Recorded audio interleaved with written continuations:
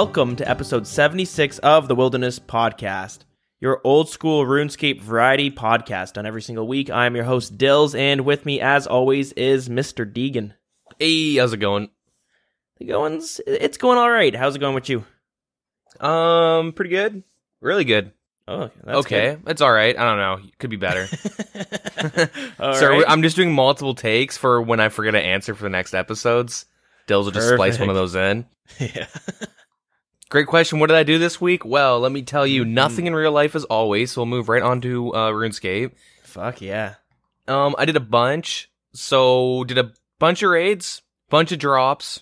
What did I get? I got a solo deck scroll Jesus. drop. I got Another deck scroll? This is your third?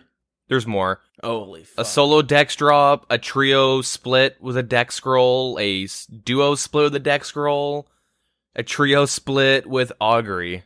Hold on, you got four deck scrolls this week? Three. Jesus. A solo, a duo, and a trio. Keep in mind, I did like 30 plus raids this week, though. Not 30, I did a bunch, though. I did so many, maybe more than 30. Probably more. I did like 20 in one day, pretty much. Not really, I did like 15 or something in a day, though. Like, I just raided all day for one of my days. It was nuts. So when you hit the unique loot table, 40% chance to hit 20% for a dex, 20% for an augury. Alright, fair enough. So chances are you're gonna get one of those. Anyways. Augury's sitting at what, 10 mil? 12? 12 mil, and then the deck scroll is sitting at 70? 74-ish. Between 70 and 74 whenever I got the drops. Holy fuck. So it's pretty nice. I'm still kind of cheesed about the dragon throwing axe drop that happened like a couple of weeks ago. But I mentioned that first because that, like, all those drops allowed me to get my tormented bracelet, my twisted buckler. So the only items I'm looking for are ancestral row bottoms and top now, which is 100 mil for the top, 82-ish mil for the bottoms. And then if I want to get it, which I probably will at some point, but it's the Arcane Spirit Shield, which is like about 120 mil. Okay. I'm not super worried about that. It's like the best slot offhand, like shield slot for mage. Mm-hmm. And then after those two items, (3 items, I'm kind of just looking for niche items. I could go for the Ancestral Robe or the Ancestral Hat, but you don't really use it, and it's only like 12 mil, so I don't really care too much about getting that. That gives you percentage bonus on your magic attacks, though, right? Good question. I'm not too sure. I haven't really looked into those items, to be honest. Well, luckily with the power of the internet, we have that answer right in front of us. So yeah, each piece of the Ancestral set gives you a 2% magic strength bonus. Yep. So not bad. It's actually, the wiki is saying it's sitting at 19.8, so close to 20 mil. Yeah, not bad. Not really too worried about that, though. Mainly because, like, the most use I'll be getting out of it for a while is raids. And I just bring the Helm of Nadeznot to raids. Right. And I don't really want to sacrifice the inventory slot yet, but doesn't really matter. So I'm getting really close to like having like max gear. There are niche items that I'm going to get afterwards. So things like the Elder Maul, the Arcane Shield, or not the Arcane, the Spectral Shield, sorry. The one that you bring to Serb, sorry. Yeah. The blue one. Basically the prayer-focused shield where it cuts down the prayer reduction, and yeah. Yeah. I could get like an Ellie at some point, but that's kind of far away. Yeah, like a lot of little random niche items that I need. I'm not really too worried about that, though. So I did a lot of raids. I started training up my Obby Mauler again. So nice, I'm like okay. Under 30k experience left. Now, is that a lot? Not really. No, so I need 31k-ish experience, maybe a bit less than that, to get 55 Slayer, and then I'm done training Slayer and I can start PKing. I get between like 3.5 to like 4.2k an hour, so let's just say like 3.8k on average an hour doing Slayer. It's just like 10 hours. So by the time you guys hear this, I'm probably already there. Not bad. So trained the Obby Mauler, did some raids, I did some bandos, nothing, didn't get anything from that. Oh, there's the karma kickback, I suppose. Yeah. You can call it that. What else? Oh, I guess we did Corp.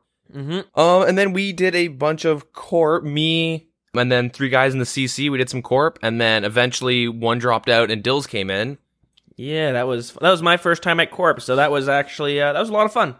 Yeah. Corp's like pretty easy if someone has a maxed like pool, the like ornate pool and the ornate jewelry box. It's really easy, and people have dragon warhammers and makes it super easy because you kind of just like you go in, go to the house, drink up all that stuff, and then you just go in and spec him. And if you hit, we were doing it in a 4-man. If we hit 2 specs, we'd stay.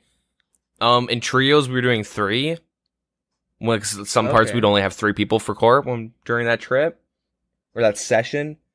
But you just get a certain amount of specs and you just kill them. Pretty easy. You make like okay money. Like it's not bad. Obviously, you're hunting like an Ellie or something.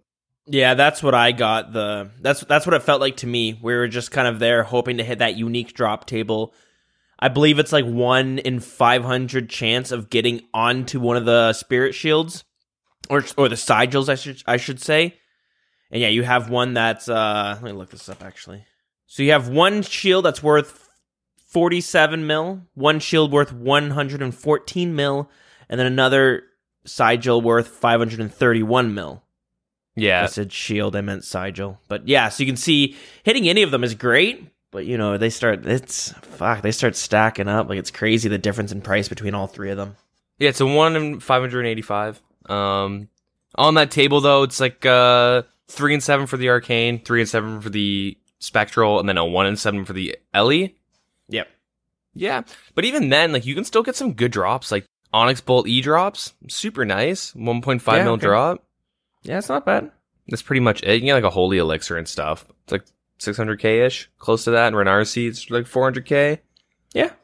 Although, like I said, since you're splitting with, when we were doing it, it was 4 people, so you get the, it's like 200k or something like that, which it's still nice, 300k or so for the Onyx Bolt. It's still nice to get it, but,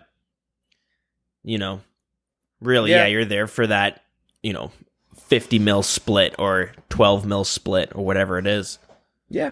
But yeah, it was kind of weird. Had like a little weird interaction, I guess, or something that hasn't really happened before. So, started doing Corp. This is before Dills was here. It was like 30 or 40 minutes, maybe like an hour into doing Corp. This random guy just like jumps into the cave with us and just starts attacking it. And like, at first we're like, wait, what the fuck? And then we like notice he's like level 99. And the dude's legit wearing like a Zamorak spear, a Torag chestplate, and dragon legs with a strength amulet. And he just starts like joining us for Corp. I just like saying to CC like, wait, what the fuck's going on? And kind of like, this is weird.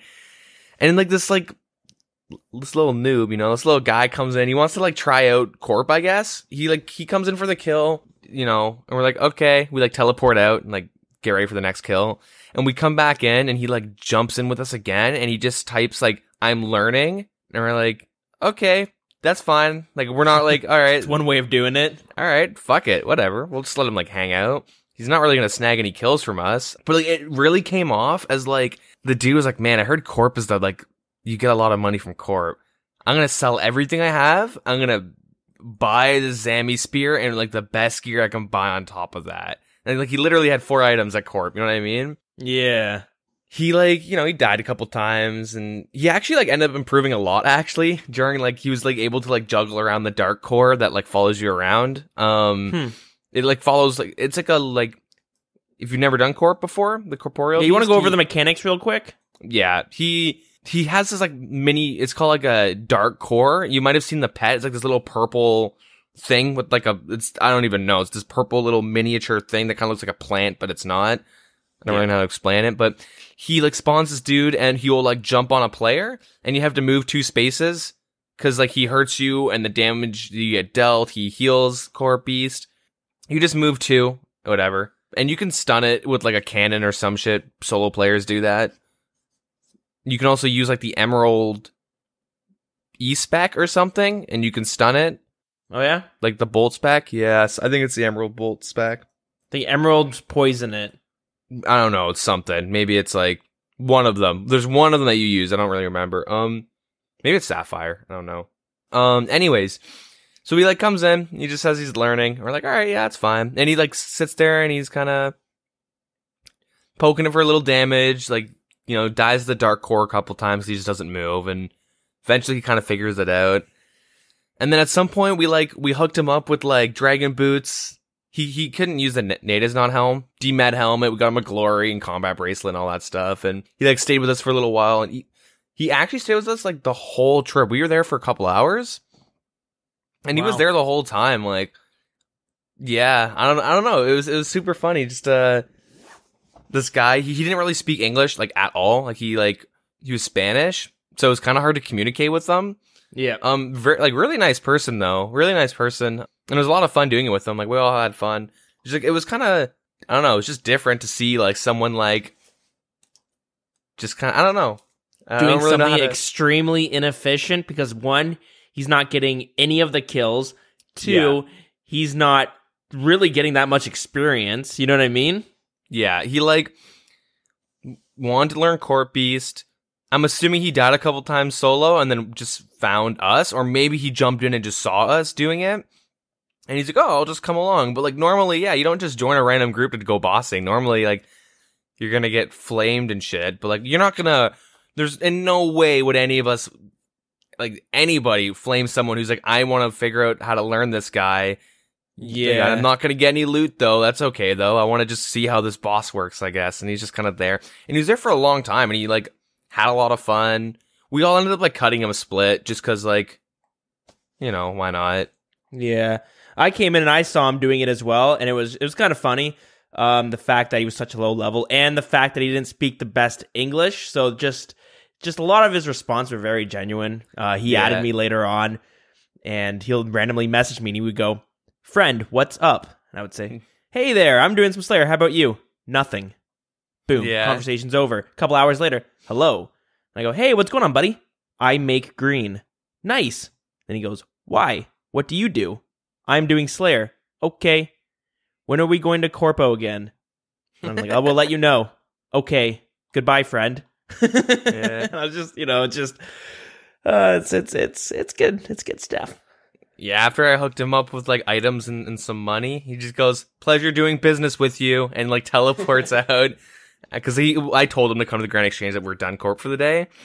Like, yeah, it's just like very like, I don't know. I like his responses were great. He was a really fun guy to do bossing with. And like, I've had like similar situations happen in like KBD, but it's just someone crashing you. It's a low level. Like, why is he sniped a kill? He's at 99 range. Oh, what a fucking asshole. He's actually just sniping kills for me now, and I'm on a Slayer task. So like, I'm done this trip anyways, but like, let me just do my fucking Black Dragon task and get out. Yeah. You wanna know what? You want to hear my theory? Yeah. I think this is his plan all along. It's his way of coming in, finding groups of high-level players, spending hours with them, and by the end of it, we feel so bad for him, we give him... He probably made more money than we made during that Corp trip. Have you seen that video of one of the Jagex mods on his normal account where he went to the GE and he made a YouTube video saying, "Selling 13 trout"? Are you aware of this video? Mm-hmm. And if you're not aware, there was a video where the guy would pretend to be a noob. He'd be selling 13 trout unnoted. So anyone who would trade him for the trout, he just looked super noobish. And people were giving him, one trout's worth, 30 GP? He'd end up selling 13 of the trout for like 50K at least. People felt bad. It was a way for him to sell something. He just made a video showing that how when a genuine noob, even though he wasn't genuine, people like kind of help them out in a way. I think that's exactly what is going on here. See, here's the thing. We did it for like 4 hours total, and I gave him, because we did two splits. One when you join, one before you join, and then one when we were like just done in general. And oh fuck, dude, maybe you're right. Because I gave him like 500K cash over the course of the whole trip, plus boots. I gave him 150K cash. Oh god, I gave him D boots as well. A dragon medium helmet. One of the boys hooked him up with a glory and a medium helmet. A glory. Okay, here's the thing though. Someone hooked him up with a glory, and we thought he sold it because he wasn't equipping it for the longest time. He was using an amulet of strength. And I like sent him a PM saying, do you still have like the amulet of glory? And he put question mark, and I like typed that again, but parentheses purple amulet. And he's like, yes. Okay, you should wear that. It is better than your strength amulet, parentheses red. And he goes, okay, I will do that then. Teleports out and gets a new necklace going, new amulet. But maybe. We will keep our eye out. We'll see. Keep your eye out for this person. If we see him again at Corp with no helmet and a strength amulet on, oh boy, and keep your eye out for that YouTube video, I tell you. Anyways, yeah, really fun little interaction had in the game. And it's nice. I mainly want to bring it up because it's like, you could tell he like he was just having fun, but just playing the game. He's not like, I mean, looking at his stats, he really doesn't like slaying. He just does combat stuff. I like peeped his stats. All he really does is train. This is melee. Kind of just like a player that just does what they want, which you don't really see enough. Like a lot of times, like in the CC or like if you have personal goals, you're like, oh fuck, I don't want to do this. I don't want to get 68 mining. All right, whatever, fuck it. I'm gonna go do it anyways. Like, you know what I mean? There's like you don't have to do that. Or like you'll ask a question, how do I do this? Like what's the best way of, or like, how should I train my fletching? Or not fletching, that's a bad idea. But let's say like mining or something. Sometimes the response almost feels like there's only one way to train it. Motherload mining or iron. Well, it's like motherload mining or just do power mining, dude. Iron ore for fast, motherload for AFK. When really there's like kind of, you know, if you don't have to do any of that, you could just mine gold ore if you've had more fun doing that, right? Yeah, we'll just... Whatever it is. There's more efficient ways, but there's, you know, someone going to Court Beast and killing it, not getting any of the kills, and scamming us for a shit ton of money by the end of it. You know what I mean? It's someone going out of their way to kind of have fun, even though they're not getting that much experience. They're not getting any... They're not going to get the pet if it drops. You know what I mean? Yeah. So it's a nice change. It gives you that feel that you had back when you first played this game, you know, 10 years ago. Actually, longer than that. When you just kind of just dicked around because it was the fun thing to do. Yeah. Yeah, it was great to see. So I guess it's not wanting to doing things you don't want to do segues to my next thing is I probably should have mentioned this earlier, but with a lot of the money I got from raids, I was able to buy those 2 items and 90 herb lore. So you want to hear something fucked up? Sure. What's the longest you played RuneScape in one sit-in? And like in a day? Since Old School came out? Just ever. I don't know. It's hard to say, but it's never been anything too... It's hard to tell. Like when I was a kid, I remember times like 4 a.m. on a weekend. I'm like, oh, I should finish this up. Just one more clue scroll or one more step in this clue. But honestly, just with my job and shit, I have a hard time playing for that long. I start getting tired like around 10, 11 o'clock at night. I start nodding off and then I stop having fun in the game. So yeah, I can't do those. Like I could never do a 24-hour stream. Really? I don't think I would ever be able to do it. I can stay up for 24 hours. I guess being entertaining for 24 hours. I mean, I can't even do it for 5 minutes, so 24 hours is kind of out of my reach. But yeah, I end up doing herb lore for 15 hours straight. 15 hours straight? Yeah, how fucked is that? That's some good gains.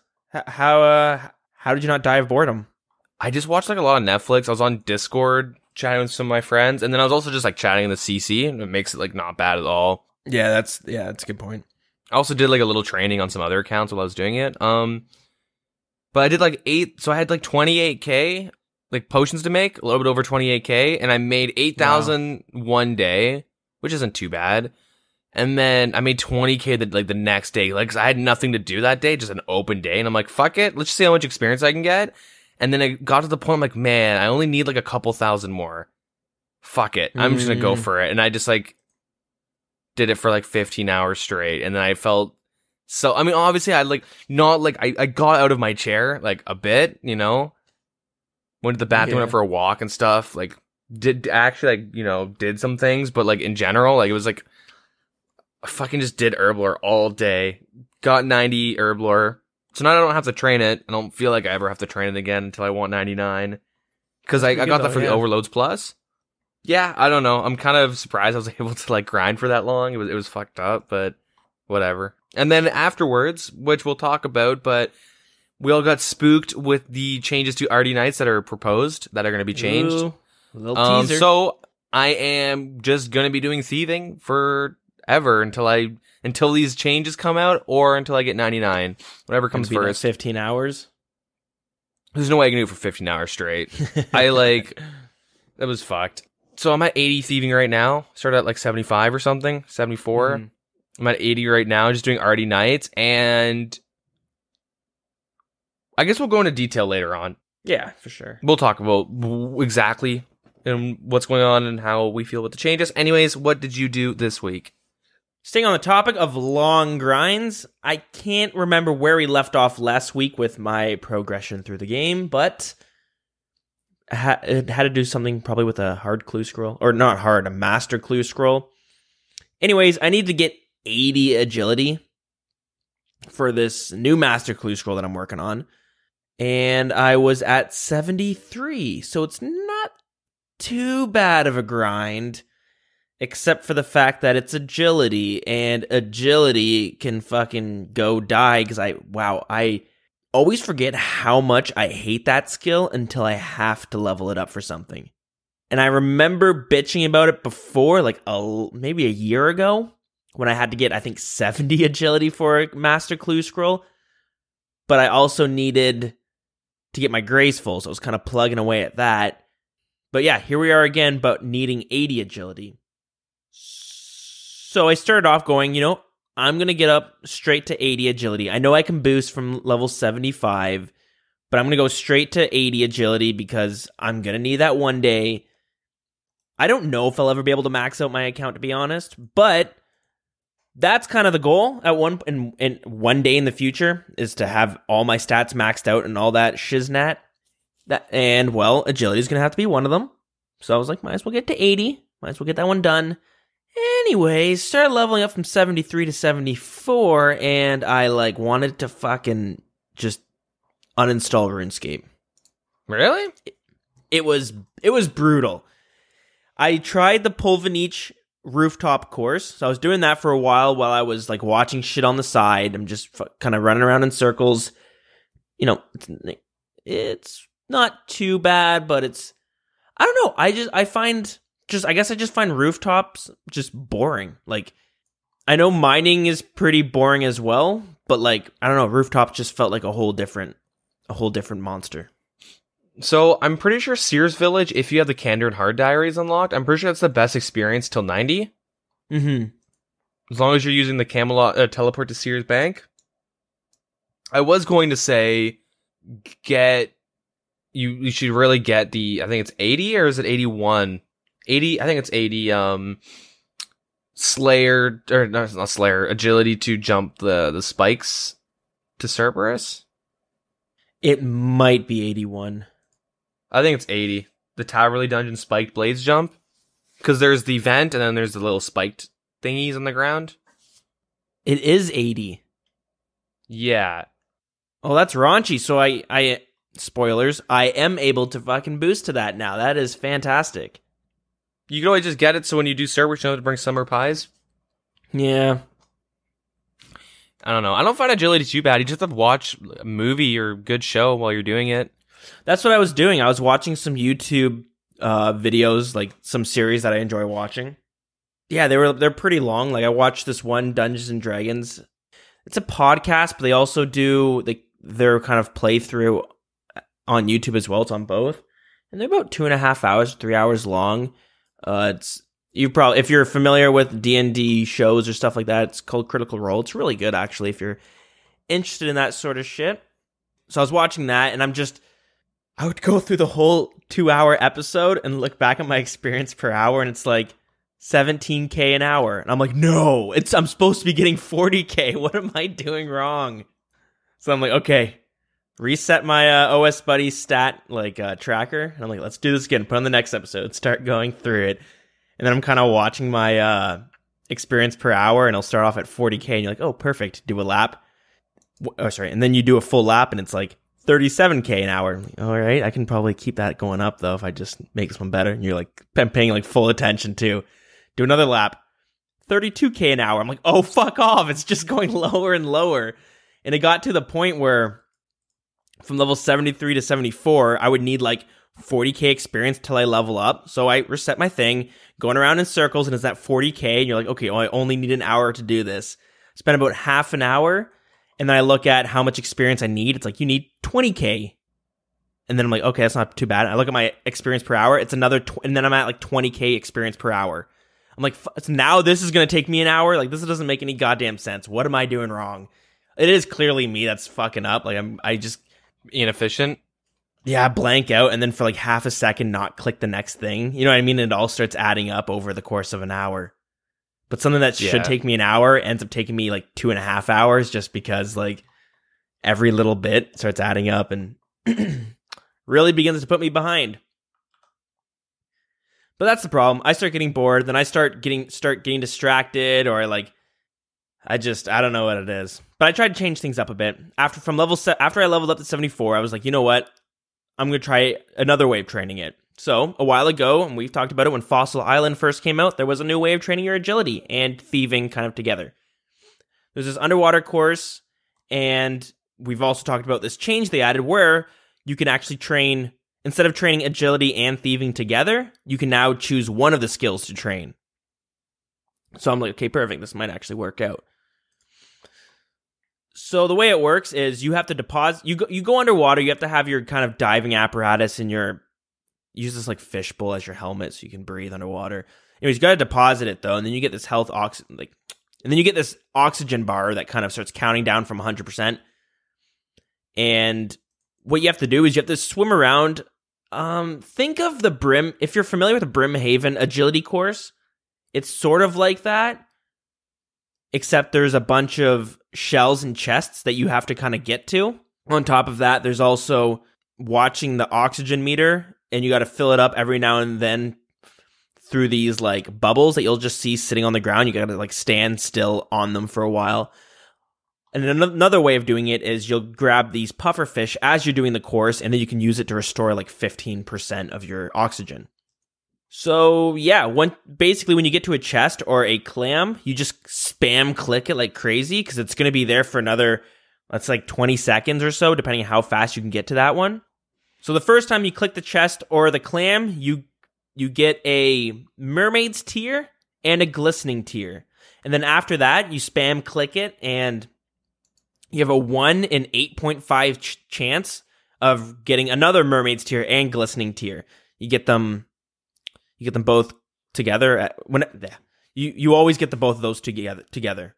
Mm-hmm. But on top of that, there's a very small chance of getting some numelites. It's like 30 numelites, or an unidentified fossil, which there's like a handful that you can get, and you can turn them into parts of a real fossil that you can exchange at the Varrock Museum. Once you fill out one of the display cases, you get an experience lamp that you can put in a skill. It's not a whole lot, but it's a couple K. It's like I think it goes between 1K and 5K, and there's only like a handful you can get. But yeah, they're there. So yeah, that's the whole idea. You don't get a whole lot of experience from doing the course or searching the chests. You get like 5 agility and 5 thieving experience every time you do that. So it never really adds up to a whole lot. But the whole idea is you're kind of doing it to get these tiers, which you can later on exchange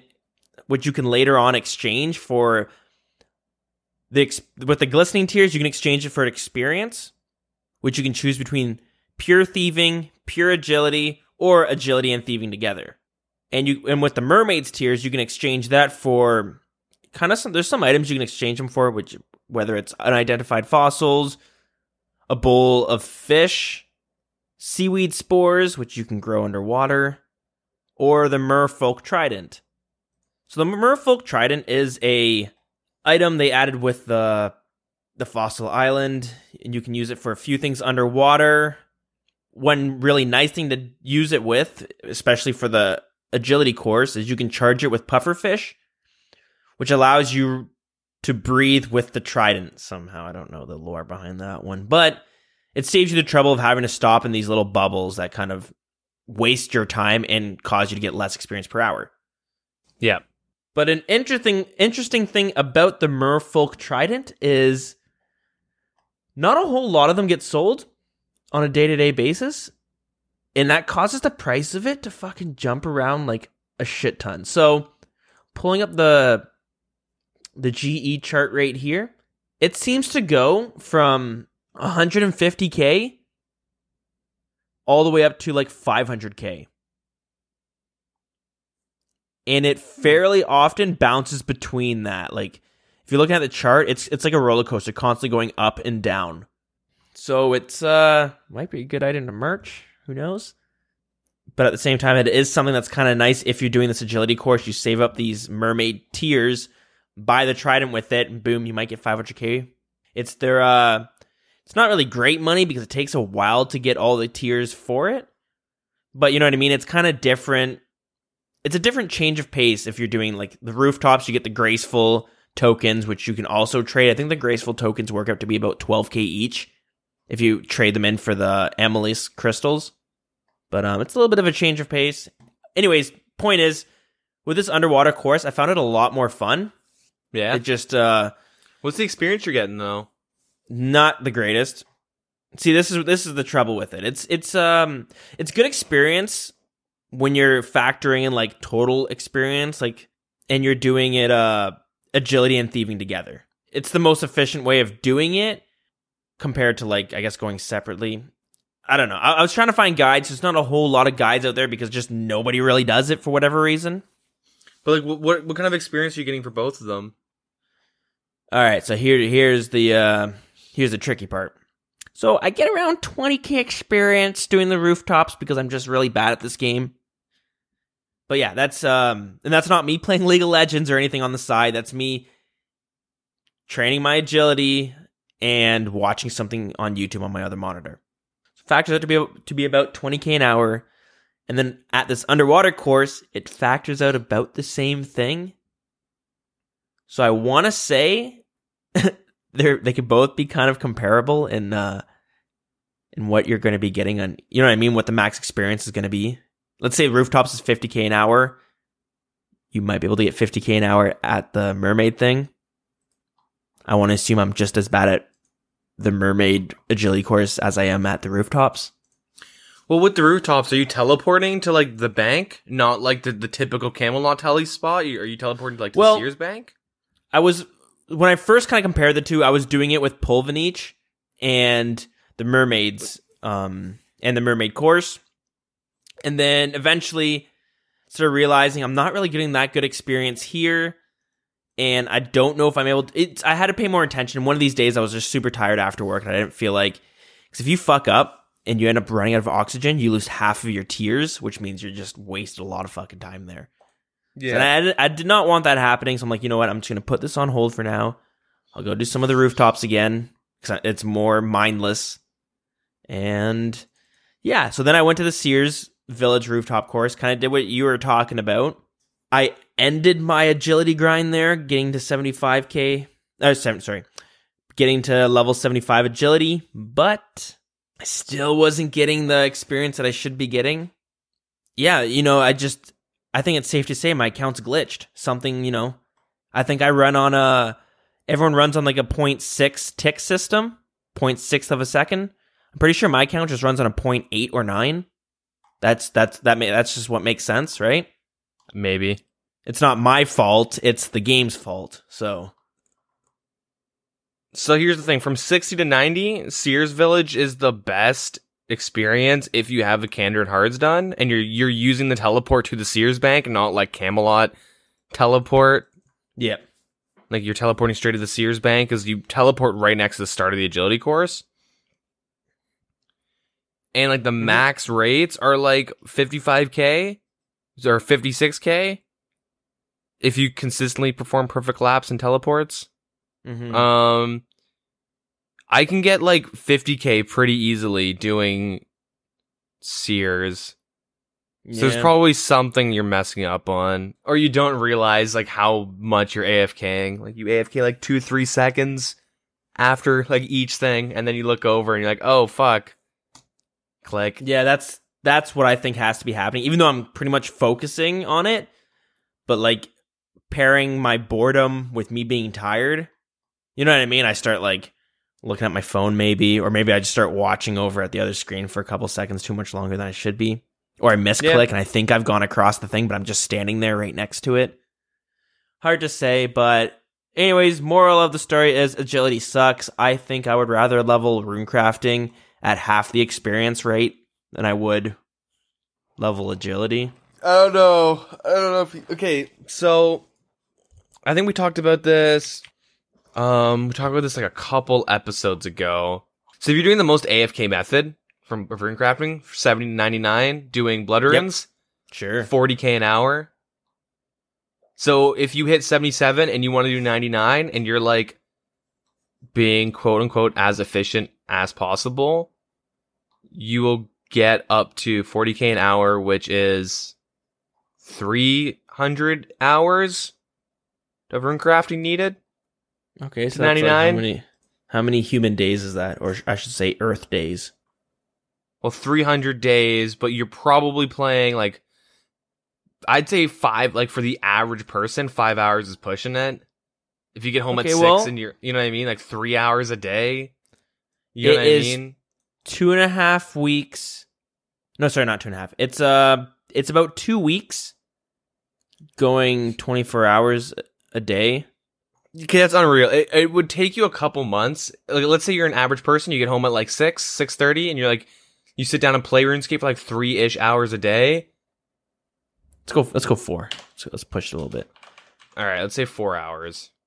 Okay, so it's going to take you about like 3 months. 2.5 months. Yeah, 2.5, 3 months. Yeah. Well, it's not factoring in weekends, but it'll take you like time to do runecrafting. Yeah. If you do like this method, if you're running to the altar, it's 37k instead of like the abyss. If you're running to the altar, but I'm pretty sure everyone would run to the abyss. True. You make like not that much money. 36 mil. Some money. Yeah, that's for 300 hours. That's not bad. I mean, if you do double astrals from like 82 to 99, you make like 100 to 300 mil. It's not bad. 91 is 100 mil. 99 is 300. It's not the best money. It's AFK though. Anyways, I don't know. You just have to get in the right like mentality, I guess, before you grind out those types of stats. Like, if you're just not enjoying agility, and you're sitting there like, oh, I hate this part. Oh my god, this sucks. Oh I got 54 minutes of this. Oh shit. Only 322 more laps to go. For fuck's sakes, 300. Oh jeez, yeah. Okay, that's another lap done. Like, I don't know. You gotta have to like.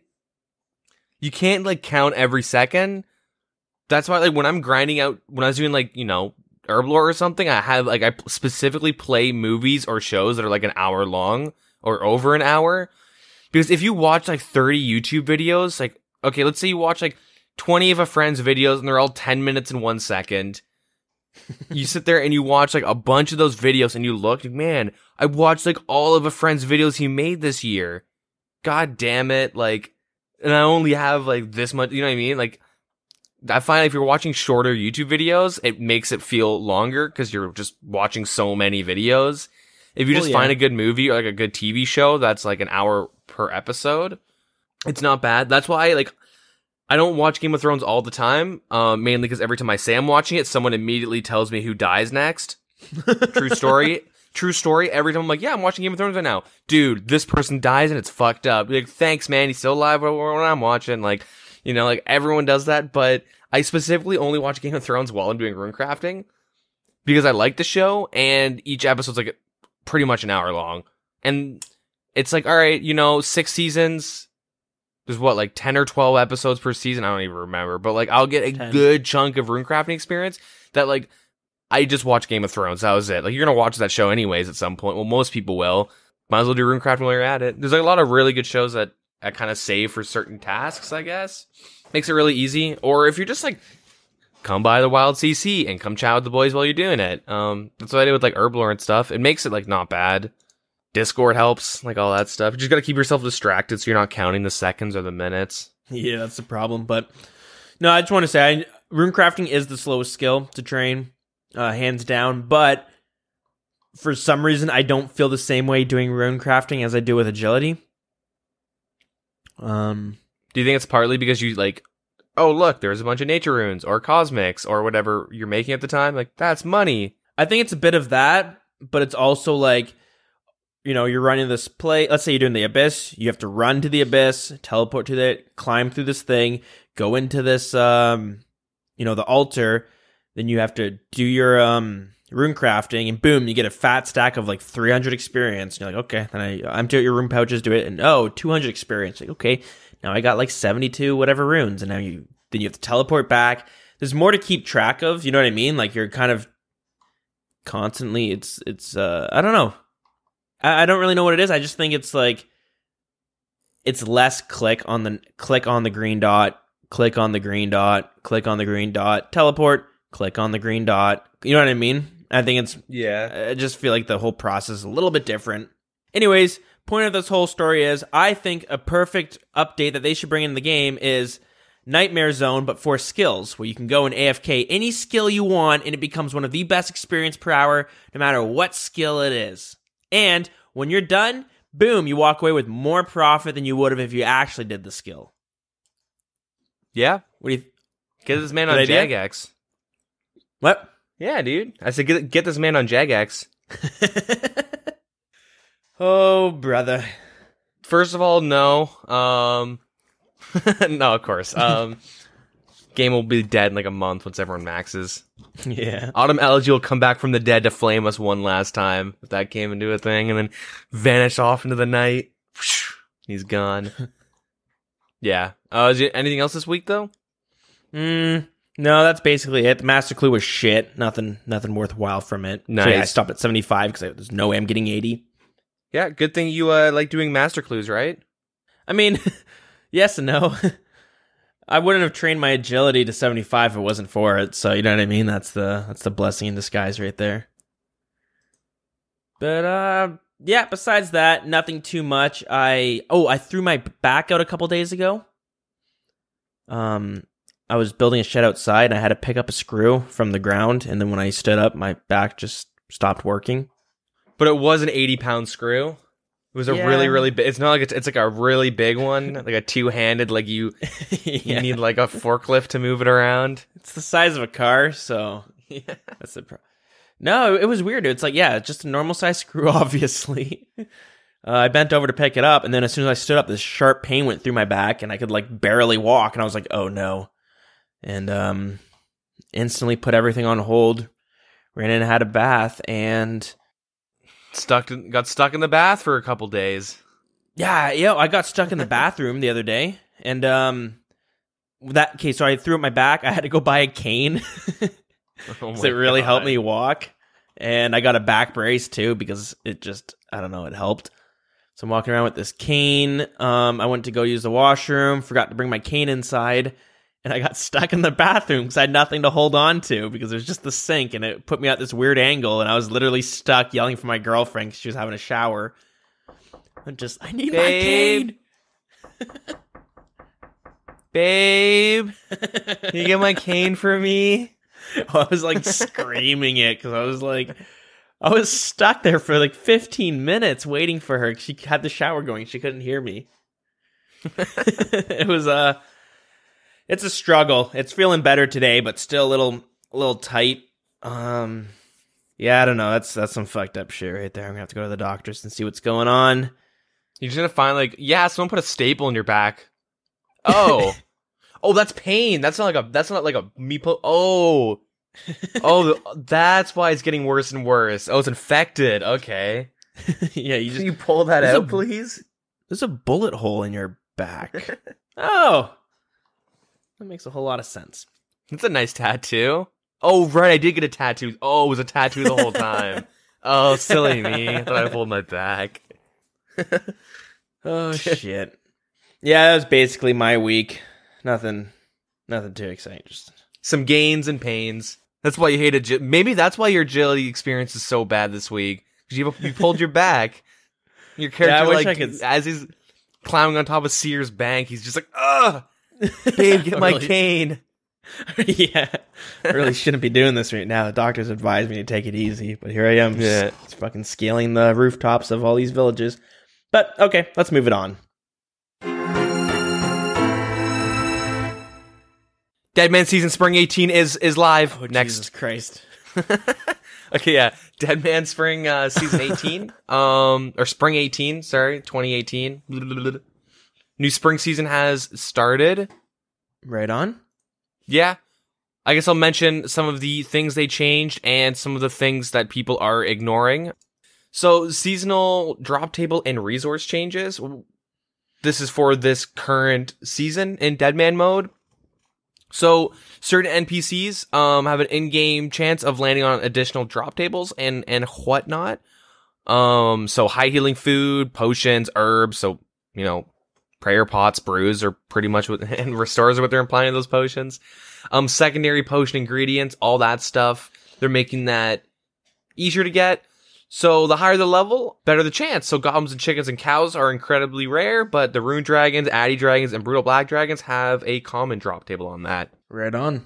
I think blue dragons drop like 2 bones. Things like that. They changed some of the drop tables of just regular mobs. The bosses have a chance on the rare loot table as well.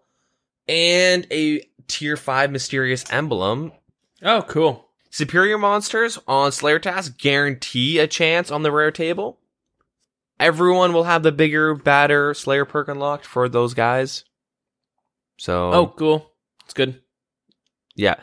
The DeadMan specific Barrows drop table that happened in a little bit ago has, this applies to it too. Even though they already had a potion and secondary ingredients, they'll now be greater. You have a chance to get greater quantities of both said items. The Tome of Fire from Wintertodt has been increased by 10. And for every roll on a supply crate, there will be a 1 in 100 chance of receiving the tome. Right on. The burnt pages are doubled that you get in Wintertodt. Unnoted herbs from NPCs you'll be getting 2 instead of 1. So aberrant specters are going to be awesome. You get 4 Renars dropped. That's fucking nutty. Yeah. The giant mole has double the amount of claws and hides dropped, all that stuff.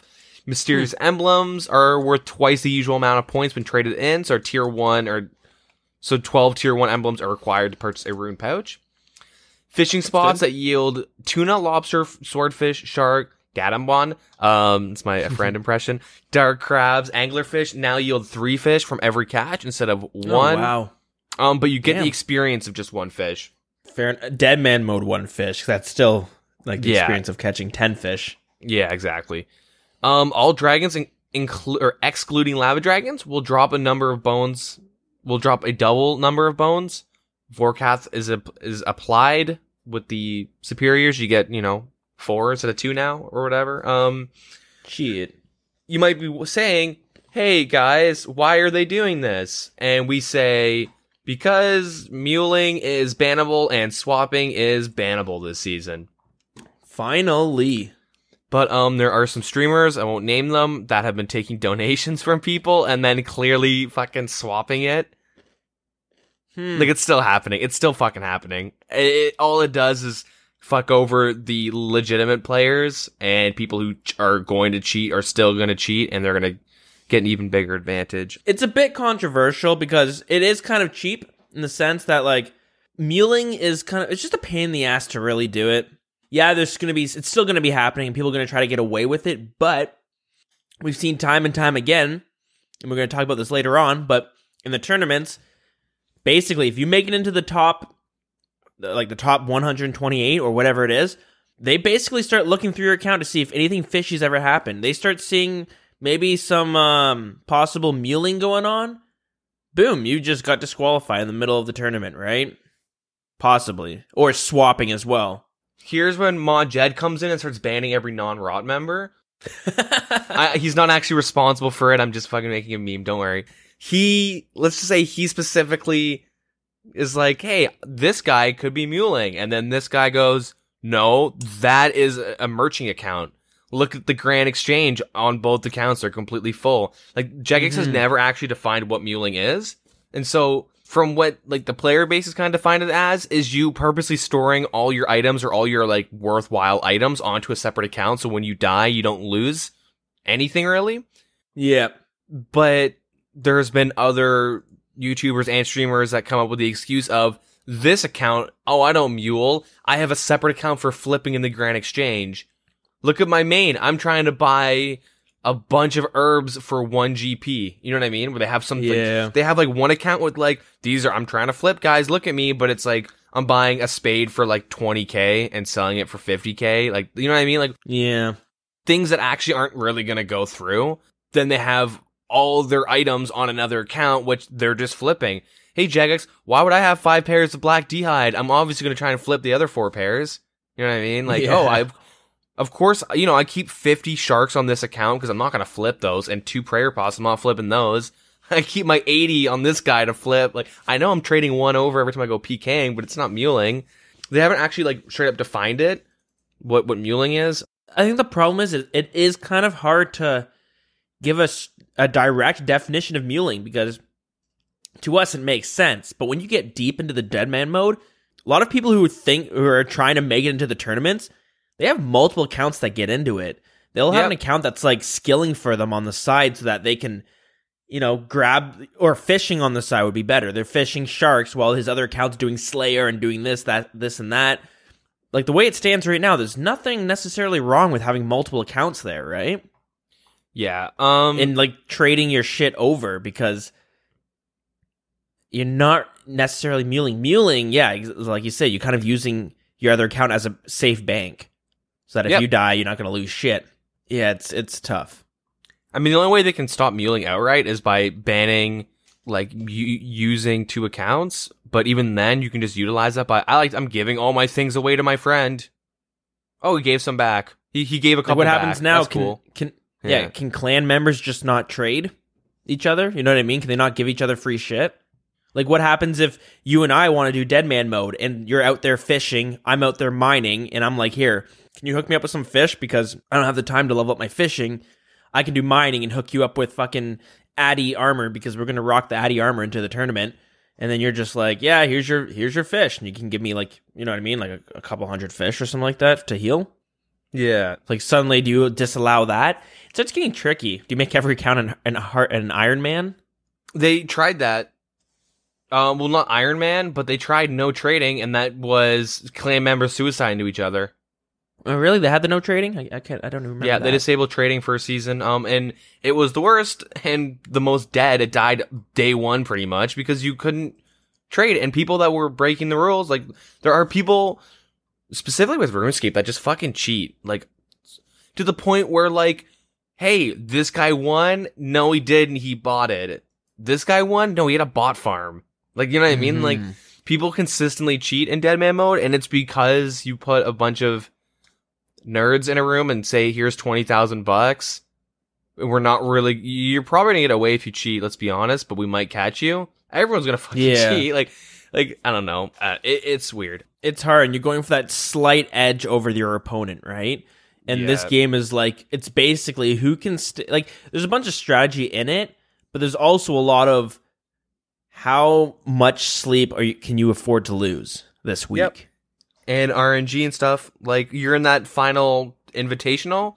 There are people, I think it's like Mika or whatever, Mika, he plays like 20 hours a day he's gotten in like the top 8 this last tournament that happened, and we'll talk about that soon. The previous one, like, he like consistently hits max combat because he plays like 20 hours straight. He puts in a lot of time. He's got YouTube videos on his channel if you want to go check them out. And he seems like a pretty honorable player. I don't think he's in with any clans or anything. He doesn't cheat, but there are people that will talk about it, like, pretty much now, I guess, or in a second. Yeah. That do some scummy things. I'll just finish this up. The daily experience cap for Magic has been increased to 750k. No other caps have been changed. So that allows you to get to 70 Magic day 1. Don't really know what that specifically unlocks you. I don't think anything. 70 Magic day 1, 77 Magic day 2, and then 81 Magic-ish day 3. You know what I mean? I'm not gonna keep doing it, but, like, I guess that's kind of a lot, but it's not at the same time. It's not like you're getting Ice Barrage on day 1 anymore. Yeah, you get the Ice Burst. Ice Splits the next day if you use, like, a Wizard Mind Bomb or a Wizard Potion. Yeah. You can do 82 for that. Yeah. So quest experience and achievement diary lamps don't count towards the daily experience cap. And you can lock and unlock experience gain by talking to Nigel in Lumbridge. Cool. Yeah, so that's pretty nice, because attack and strength are shared, and let's say you have a whip. I don't know. You don't want to train your strength for some reason, or your attack. I don't know. Yeah. That's kind of dumb, but you know what I mean. It's there if you need to. This is kind of useless right now, but the first 30 minutes of the season, you had immunity. Mm-hmm. Just in this, like, the first 30 minutes of the server, not per account. So you can't make an account now and get 30 minutes of immunity. It was, once the server's open, it was 30 minutes of immunity. I'm assuming what would happen is that those 4 guys, you know, day 1 or minute 1, the first ones to get their 5k and get fire strikes, just snowballed a little bit by just killing the dudes in the stronghold. Now the question is putting this 30-minute timer. So let's just say the server's open at 12:30 hits, boom, the 30-minute timer's off. And then maybe those 4 players could now get even better and set them up in a different strategic spot. There might be a few players that could get away from it, but then there's someone like, who, let's just say like me, where I might not be able to play at exactly 12 o'clock. I can play at maybe 12:10. That makes me go, maybe I should just stay off DeadMan Mode until the 6-hour timer comes on, because that kicks in later on in the next week, right? Yeah, yes, but I think the main thing is if you play DeadMan Mode to not die, you're never going to play it, or you're going to play for 30 minutes. Like, the whole point of it is to just play, have fun. It's a little risky, maybe kill people. You're going to die if you play enough DeadMan Mode. Mm-hmm. But if you're playing the game to specifically not die and you wait for that 6-hour, like, oh, well, I'll just wait for the, 6-hour immunity. Well, then once the 6 hours done, you're probably going to stop playing, or you're just never going to jump on when that immunity happens. And plus, you're losing a whole week. You could grind stats for a week, dying every single day and losing your bank, and you'll still be ahead of that guy with the 6-hour immunity. Yeah, that's fair. I think the immunity is just there to be like, fuck, I really want to play, but I can't play this week. Well, that's fine. You can try and catch up hour 6 or day 7 hour, get free 6 hours. Anyways, last thing to mention. Well, I guess there's 2 things to mention. Zia House, you're instantly capped at 100% for all of them. You're done Architectural Alliance on DeadMan Mode. And the Pyramid Tops will turn to cash upon death. So those clans that camp Pyramid Plunder. Or not Pyramid Plunder, sorry, the Agility Pyramid, my bad. Mm-hmm. The tops. I guess they're risking a little bit more, because usually what you do is you'd stack up like a bunch of tops, even though they weigh a lot, but you used to just, you die, you lose, they'd gain nothing. You'd cash out and tally out instantly. I lied. There's one more thing to mention, which is kind of cool. I want to know how this works out. There's a PvP pack that you get. You can get them once per day, and they're untradeable. And you get a staff that comes with 500 fire strikes, a bow that is charged with 2,000 bronze arrows, and a scimitar wieldable from level 1, and is equivalent to a mithril scimitar. Each pack gets 1 combat potion and 12 cooked tuna. These are tradable, but the items obviously aren't. You can't use the items in PvP, so don't worry about that. I like this. This is kind of cool. I want to know how this works out. I agree. That's a pretty good addition to bring into the game. Yeah, that's it for what is starting this season. Do you want to just talk about what happened for the final hour? This is one thing I just wanted to go back and talk about real quickly. Yep. So I hate to backpedal and bring us back to what we were talking about earlier about the whole muling and swapping part, and when we were talking about how a lot of players kind of, during the invitational, where you have 1 week to train your account, how a lot of people just pull like mad all-nighters, and they just lose a lot of lack of sleep. We were talking earlier how, like, I personally don't know if I could do that. I know a lot of people who book off. I know a lot of people who, I don't know them personally, but I know there are tons of people who make into the invitational and they book off work. They book off a week of work.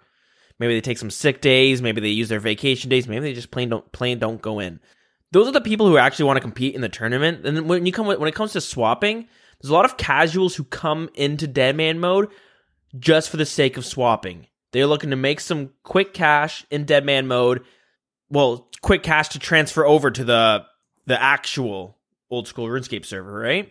Yep. So they'll try really hard to get into the invitational just so that they can find one skill, work really hard in that. Let's say it's Herblore. Next thing you know, they're selling their prayer potions, and then they're just going to swap that money off their DeadMan account onto their old school account. Yeah, there are people making 200 mil in old school, like non-DeadMan mode, 200 mil in a day from one day of from the first day of invitationals. They're making 200 mil. They're averaging between like 10 to 20 mil an hour. Yeah, and that's when everyone's trying to get their edge. So they're like these people who might have like hundreds of mil in the old school server. They're like, okay, fuck, I'm going to swap 50 mil of it just to buy all these prayer potions just so I can get that leading edge. Mm-hmm. I just want to bring it up, whether that's okay or not. Well, Jagex doesn't think that's okay, and it might actually hurt the game because suddenly the invitational's over, and there's a bunch of players who aren't even going to the tournament because they're like, well, fuck it, I don't plan to do the tournament. I'm just here for the money in the invitational. Yeah. I honestly want to say, like, at least, like, 50 people out of 1,000 are there to just specifically swap on the first 3 days and then done. Yeah. Which, okay, there's 50 less people competing, but there's 20 people swapping over hundreds of mil, and now they have a complete advantage. Yeah, exactly. It's, it's hard because, you could just buy bonds. If you're loaded in real life, you have a clear advantage as well, just buying bonds, turning it into, like, whatever, 3 mil cash each, swapping that over the DeadMan mode. You know what I mean? You're basically, it's like almost pay to win in a sense. It's pay for advantage. Yeah. Which, should DeadMan mode be like that? I don't think so. So nope. Seems okay. Yeah, that being said, we can leave that on right to Saturday. There was a tournament. Yeah, I do want to say, I think I said it was the Spring 18 season that started. I meant to say Summer 18. Spring 18, like, finals just ended. Yeah. So we're not in spring anymore. We're in the summer season in Jagex mind. Exactly. So yeah, we had that tournament, but this is something I always forget to talk about when we're talking about DeadMan mode. There might be someone out there listening being like, I don't really know what DeadMan mode is, and we just kind of assume a lot of people are in the know when it comes to this tournament. So I guess, do you want to should we give a quick description of what this game mode actually is? Yeah, sure. So DeadMan mode, there are technically 3 parts to it. There is the seasonal, there's the invitational, and then the invitational's final hour. So the seasonal, anyone can join. You join in, you get boosted experience rates, and now you get more items and stuff when you kill guys. And the trade-off is if someone kills you, they get pretty much your whole bank. There are some things you can keep, and there is you can keep up to 10 items in a safety deposit where people can't touch it. But when you die, you pretty much lose your whole bank. And if you die while skulled, I guess, you lose a lot of experience and whatnot. Yeah. Yeah, so the whole thing is people training up as fast as they can to kill other players to get their bank, to kind of snowball into having a bigger bank where they can buy better items or skills. Anyways, by the end of the season, the top 2,000 or whatever, with the top 2,000 with the highest total level will go into the invitational. And the invitational happens a little bit later, where it's a week. I think, was it 10 days or something? Or usually it's 5 days or something. Yeah, this one, they made it a little bit longer, but you get like roughly a week where you get even higher boosted experience rate than the seasonal. So you can get 99 in a day. There's no caps or anything. There's different rules in the invitational. There's 2,000 people. There's one world, and everyone's just kind of fighting over getting the highest stats and the best items. So there's a lot of bossing and stuff that goes along it, and they're all gearing up for the final hour. And then the final hour is kind of what you would see in any battle royale game, where the map gets enclosed via like a smoke, by a poisonous gas cloud, and players are funneled to a specific area. And once there's 128 players, it turns into like a 1v1 bracket where you just do 1v1s with people until one person stands. It turns out to be a little longer than the final hour. It's kind of like 2 hours now. Every tournament, they've changed some things a bit, but it's one thing that's important to notice is after the seasonal is over and the invitational starts, your account resets again, and you got to start fresh. And basically, you're working your account to what it's going to be for when the tournament starts. So you're working towards gear. People have certain strategies they're going for. Suddenly, your playstyle, your strategy and stuff is completely different than when it was during your seasonal, because you're like, I need to get the gear that I need for this tournament. You might see someone who's like, I'm going to try Brit it. You might see someone who's going to be like, I'm going straight range. You know what I mean? I'm going to go grab this item. I'm going to go straight defense. Yeah. There's a bunch of different ways of doing it, because when you get to the tournament, especially these last couple tournaments, you have basically 2 stages of the tournaments. You have your clusterfuck free-for-all, basically, where it's like giant groups facing each other, and you're going to see a lot of barrages, a lot of blood, well, a lot of ice and blood barrages. You're going to see lots of chins being thrown that do just AoE damage. And then when the tournament starts, where it's 1v1s, you don't see basically any of that. You might see some of the ancient magics being used, but now it's a 1v1 tournament where your fighting style is going to be completely different than what it was during the kind of the free-for-all. So, yeah, that was just something I wanted to bring up because I realize it's been out for a while, and there might be some, new listeners or new players who aren't too familiar with DeadMan Mode. They might know the idea of it, but yeah, it's a pretty cool idea. It's tough. There's also non-seasonal worlds, which have like not as many people playing it, and they don't see as much change as the seasonal does, and it's not really as competitive, but it's a whole different game mode itself. So if you ever want to try DeadMan Mode, you might want to try that one, see if you kind of like it. Again, it's a lot of people who are playing that only play the DeadMan Mode, and they might be like level 100, like maxed accounts, whereas the seasonal, you're kind of starting fresh every single time. Yeah, I think if you're going to try out the like permanent Deadman world, you can message the leader in execution, and he can hook you up with the starter set. Nice. EX, I heard him talk about that on stream because I watched him a little bit one night. Cool. Because like EX plays the permanent one. They just like Deadman a lot. That one's pretty cool because your accounts don't wipe. You know what I mean? So you can work towards these end game items without having to worry to reset. And people seem to be pretty nice on the normal server, whereas when I tried it, a level 120 will see my level 20 ass walking through Falador, and they might just be like, or this happened all the time where someone's like, they'd trade me, they'd give me a bunch of items, they'd say, add me. If anyone starts trying to give you trouble, let me know, and I'll come defend you if I'm on. Because a lot of people want the normal Deadman servers to be more populated, and they hope that if they see a low level, that they can kind of keep them playing by giving them all these items, and it can hopefully snowball to a more populated server. But yeah, or if you're me, you're walking to Falador from Barbarian Village, and level 120 calls me some mean words and tells me to drink certain liquids, and then kills me, and I go, oh, all right.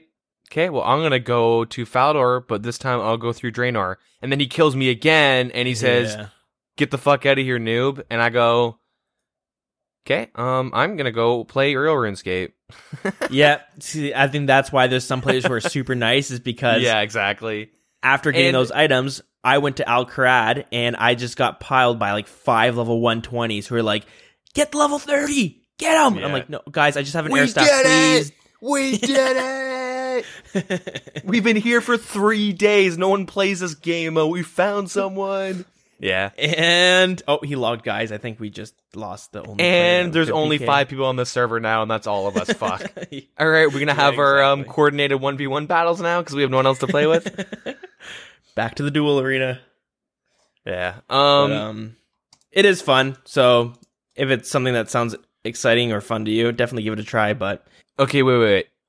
Off topic, is the duel arena disabled in Deadman Mode? Probably not. I don't know about the seasonal, but I'm assuming that it's not in the regular one. Okay, riddle me this. Final hour. You go and just stand, you start a duel with someone in the duel arena, and you wait there until the gas starts coming in. Someone dies, and you guys just, you kill your buddy, so you teleport out of the duel arena, and then you guys go run somewhere. Well, I assume that what's going to happen... It's probably disabled. Yeah, it's probably disabled. Or if you kill your buddy, you get teleported out, and then you get one bombed by the gas. Yeah, well, that's why you gotta wait until, like, as the gas starts to come in. But the way they've done it now, it doesn't just slowly creep in anymore. There's, like, stages where it'll be like, boom, pops in and covers the whole duel arena, probably. I'm just saying, it's a possibility. You might find a whole clan in there. Boxing. Anyways, let's actually continue on with the final hour. Yep. So, I didn't watch it live. There was obviously controversial things and stuff we have to complain about, and there were some issues. It wouldn't be DeadMan Mode if there wasn't, to be honest. Yeah. Before we get into it, do you want to go through and talk about all the every issue that's happened in each tournament? Yeah, we'll do it. That might be fun. Okay, let me every controversial thing that happened, because some people don't have issues with them. Some things I don't have issues with, some I do, and vice versa. Like, me and you might have but someone will there's controversial things that happened every single season. So Yeah, there's some free. sort of controversial or technical issue, and like they have improved over the years, but it's like we've made the joke in the past where we watch DeadMan Mode to see what the issue is going to be this tournament. Yep. And because it can get pretty creative. Let me just find it here. Just saying, we're gonna man on Mars before we have a perfect season or invitational. Well, at least we'll get a perfect one day. Okay, so the very first DeadMan Mode tournament, the way they have them numbered is pretty weird, but I'm just going to go in order of how many there are. So we'll start at number 1, the first one, March 2016. I believe the issue with that one was the gas creeped in, and it was basically whoever could out-tick-eat the gas. No one was really fighting, and it was more just eating foods to stay alive over the gas killing you. Yep. Is that right? Because back then, it was like the gas crept in, and it got to a point where like the zone was really small, and then boom, the whole map's covered in gas. Yep. The way the first one was won, I forget. I think was it Robert? I don't know who it was. Someone sat at the bank like tick eating with cakes and shit, just stalling the damage from the gas. Because you used to be able to tick eat the gas. Tick eating is like eating on the same tick you take damage that would kill you. So let's say you have 2 HP. The way the game works is you can only get hit for 2 HP. So if you eat on the same tick that you were to take damage, you would gain 3 health but take 2 damage. So he was able to eat on the same tick he took damage every single time, and he couldn't die to the gas. So I guess that was the controversial thing of that one. So he kind of won that one. Yep. Deadman's, so the second tournament, June 2016, I believe it was a similar problem, but it was someone hiding, and they were using prayer potions and Sarah brews, but basically using the prayer redemption to tick heal the fog again, because prayer redemption, the prayer redemption, it heals you when your health falls below 10%. Yeah. So you throw that overhead up, it goes down by 10%, heals you like 20 HP. You drink a prayer potion, put it back up, heals you. Yeah, it keeps healing you that one, right? Yeah. So that's how that guy won. The third tournament, September 2016. So this one, similar idea again. The gas would creep in, and we had the very well-known RuneScape player, Wooks. He does streams and has done a bunch of, I don't know, pretty intense feats on old school RuneScape and the original RuneScape game. But anyways, he was over at Files, unnoting his food and out eating the gas. He actually got disqualified, but he was the last one alive. It's just that he got disqualified. That was the most controversial one, because Reddit was like shitstorm. People still say Wooks won. That's where that meme came from. Yeah. But Mod Ash gave him money though. He was like, "Here, I'm gonna pay you out as if you won. This isn't from Jagex. This is from me doing my." That's one reason why everyone loves him. Yeah, exactly, and kind of that was another controversy just slapped right onto that one, right? Yeah, I guess. The next one, December 2016. When was this one? Alcarad? Yeah, okay. This was Alcarad, where they made the final area in the Alcarad Palace. They had like a one square or one tile portal you had to walk through. You had to like click to enter. So you would walk in. Okay, so what happened was they released the final area early. Or when the final hour started, they told everyone where it was. And so Rot, which is known to have like just the most members in it, they have like 200 people and like, against like 1,000 people. So it's going to be kind of one-sided. Yeah. Anyways, so they went and rushed the area. And the way to enter the El Kharad, you didn't walk through it. You had to click to enter, which would take you about a tick to walk through the entrance. Think of it as like when you go over like a tightrope or something, doing an agility part, and you're able to take damage from like a player. Like you could get stacked out. It would delay the damage. So people would walk in, they would like do the little delay, their character would walk through, and then as they finished entering, boom, 99 HP, just like they just got one-shotted. Yeah, because you'd be able to just stack chins and all that stuff and hit multiple people. And So that's the problem with that one. The 5th tournament, which is March 2017, I believe this is one of the ones where the gas one-shotted everyone, or it just crept up too fast. And I think the Elkrad one was the same one as well. A lot of people got one-shotted. Entering the gates, they would just boom, 90 damage, dead. Yeah, because you get stuck. Oh, yeah, the gates from Lumbridge to Alkrad, because only one person can go through at a time, right? Well, a big issue was that it would just, you're taking 5 hits, and then 20 all of a sudden. Yeah. I know a lot of people died there. I don't know what happened the other season. I don't know. It's really hard to keep up with all of them. Yeah, something similar. And the thing is, I was going back trying to watch these videos to see what happened, and the videos are kind of hard to find because not only are they all labeled like shit, like the first DeadMan Mode tournament isn't even tournament number 1. It's just DeadMan Mode tournament, and then number 2 is the second tournament. Yes, but I just going the numbered one. Anyways, so after the 5th tournament, the 6th one they had was in June 2017. This was the Anakaro one. Wasn't there one of them where, like, you go to the demonic ruins, someone lured Callisto there beforehand, trying to troll everyone, and J-Mods reset it? And then the Callisto ended up killing Emily, which is really funny. I remember, like, watching 5, 6, and 7, and it was really boring to watch because it's an hour of, like, all right, let me just lay down in my chair. Wow, that's cool. Look at all those barrages and chins. Okay, I'm gonna go do some slaying. Yeah, I think that was one of the problems with that one. It's just boring to watch, and then it'd be like all these like barrages and chins going off. It's just chaotic. You don't know what's going on as a spectator. You're just watching these numbers go, and then all of a sudden there's 5 people left, and they're all in the same clan. So then they just start suiciding to each person, right? Yeah, which happened a handful of times, and you're just like, as a spectator, kind of sucks to watch that. I'm not saying as a clan you shouldn't have an advantage and stuff like that, but yeah, it was just boring. And the big thing about DeadMan Mode is it's kind of a marketing ploy where they get really highly viewed on Twitch. You have all these players who are like, RuneScape, oh, I remember playing this game when I was a kid. Or maybe you're just like, RuneScape, I've never really heard of this game, but it's got a total of like 50,000 people watching this tournament. So they're just like, maybe I'll check it out. Wow, this looks kind of cool. Maybe I'll try to play this game, and bam, you're hooked. Jagex has you for life now. That's the idea of it. But when you have it where it's just kind of shitty to watch, it kind of doesn't help too much, right? Yeah. After that, the next tournament, which is 7th tournament, again, then they decided to change the wording for this one. It becomes the Autumn 2017 instead of just going numbered. Oh, yeah, that's right. The winner ended up being disqualified after the tournament because he had a bot farm. For last season? No, this is the 2 seasons ago. Okay, yeah.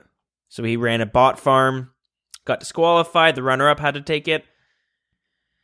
Finally, the 8th tournament, and this is when they brought in the 1v1s.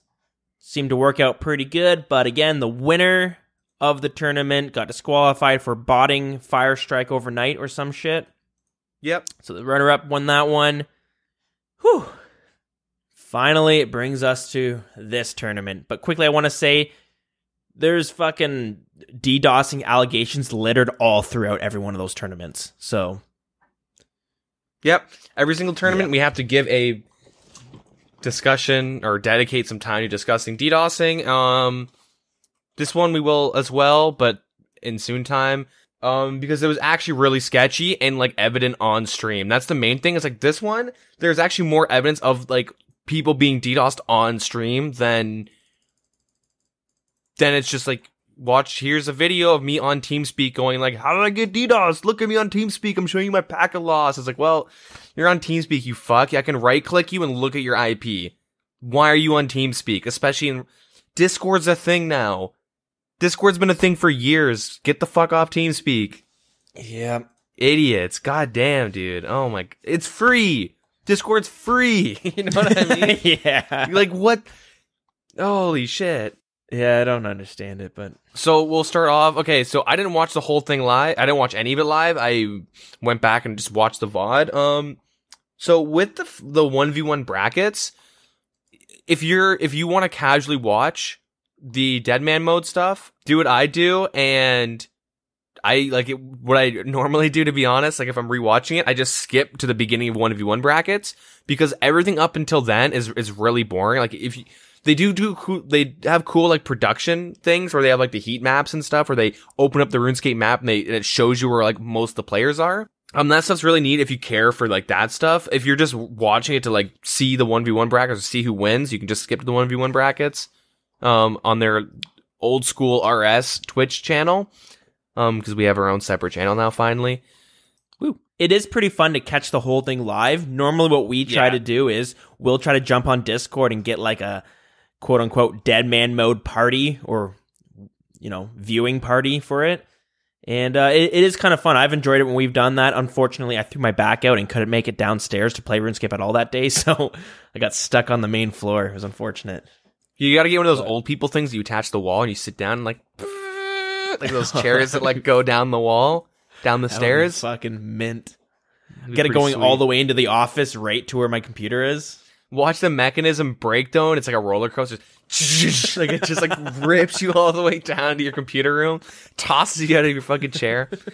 Anyways, so for the final hour leading up to the 1v1 brackets, usually it's really boring, and it's like clans just kind of standing around. It'll like, hey, look at Bodhi spec out everyone, and you'll see Bodhi killing a bunch of people. But this time around, the same thing happened, and there was like 750-ish people alive. They have a counter, and then boom, like literally one tick later, over 100 people gone. And there was some people like Torvesta, Foe, Sick Nerd. Those are the only content creators that I know that were involved, but obviously 100 other people, not just them. There was like over 100 people just straight up disconnect, just all of a sudden, all at the same time, 100, boom, same tick. They all get instantly logged out to the main screen, and because it's the final hour, you can't log back in. Yeah, and they all get logged out, which really fucking sucks. Foe cried. Just want to say that. It wasn't because he disconnected. It's because everyone like felt really bad and was giving him some love. But yeah, it was a feel-good moment. It's pretty wholesome. Yeah, but like, how shitty would it be? These guys play 18 hours a day easy for like 10 days. Like this season, this was the longest invitational one too. So these people are grinding even longer than beforehand, and then you get fucking disconnected. And we'll read this tweet from our favorite company. We are investigating the disconnections that occurred during the DeadMan Spring Finals. We have decided not to restart because we can't reset everyone to a fair point in the past. This would mean that anybody who died in the finals in the time since they disconnected wouldn't be able to log in. Additionally, players who use supplies and continue to fight would not have the supplies they consumed and be in a worse position should we restart. We'll have additional communications out as soon as possible. There was no follow-up to this though. Not yet. So there's a lot of different angles on why this sucks. One, the streamer's point of view, where they make a lot of money off this final hour. Tons of, like, I believe Foe, who, as we mentioned, is a popular Twitch streamer, he had like more than 12,000 viewers on his stream at the time, and suddenly he gets kicked off. That's a lot of money that he could potentially be missing out on, because suddenly these new players are going to be like, all right, I'm going to bounce to this new, a new Twitch streamer. Put it in perspective, I see him float between like 1 to 2.5k depending on what content he's doing. He's got like a disgustingly good hardcore Iron Man. Very underrated. Like he's pretty legit player, like Foe. And he goes from like, let's just average like 2k when he's streaming to like 12k plus. Like that's huge, right? That's like DeadMan final hour is like where, if you're a content creator, not us though, because we're trash, this is where you actually gain like a bigger fan base, because like everyone likes to watch these. Fuck, we should be doing this. How do we do this? Okay, this is what we do. We get in the final hour, we box, we get on stream, we box each other, so we're gonna get disqualified. Well, we have our auto chat on saying, come watch the Wilderness Podcast, come watch the Wilderness Podcast, and then like, that's perfect. Set. Or we get in the 1v1 brackets, and we just have our auto chat set to that, because they show chat. Obviously, it's censored, so you can't say anything mean. Fuck, we should be doing this. God damn. Now the question is, do we go in and say, watch the Wilderness Podcast, or do we jump in, name change it, and we go, man, I learned all my great tips to get into this tournament from the Wilderness Podcast. You go, damn, dude, I just started listening to them, and it's fucking fantastic. That's perfect. It's no. Perfect, we're done. They don't see in the final hour. They don't see our names, so we can just have her. Okay, how about this? We get everyone in the CC to get in the final hour. Okay, I'll stop this joke. This horse is dead. But anyways, going back to the different angles on why this sucks, because also people who are watching, because we're talking about how a specific streamer gets like 10 times as many viewers for this tournament. Not only that, RuneScape's sitting at like the 10th most viewed game on Twitch, generally speaking, maybe even less, maybe a couple more, I don't really know. But when this tournament's coming out, it's usually in the top 3. Yep. Usually because if there's a Counter-Strike or a League of Legends tournament going on, kind of skews things a bit. But that's huge for RuneScape. That's big on publicity because I don't frequent Twitch too often, but when I feel like watching streams, I'll usually either go on the most popular channels at the moment and go find one. I'll go at the most popular games and go look at the games that are being mostly viewed and pick one that looks appealing to me. Mm-hmm. And the biggest thing is people who like watching Twitch, they go, "What the fuck, RuneScape?" Like I've done this with games where I go like Doki Doki Literature Club is number 4. What is this game? And then you like go like people do that like, man, I remember playing RuneScape at the library. What? It's really still this popular? It's not, but is it really still this popular? And they like click like DeadMan Mode. What in the fuck is this? They click the official channel and then they like have good production. Like this is really neat.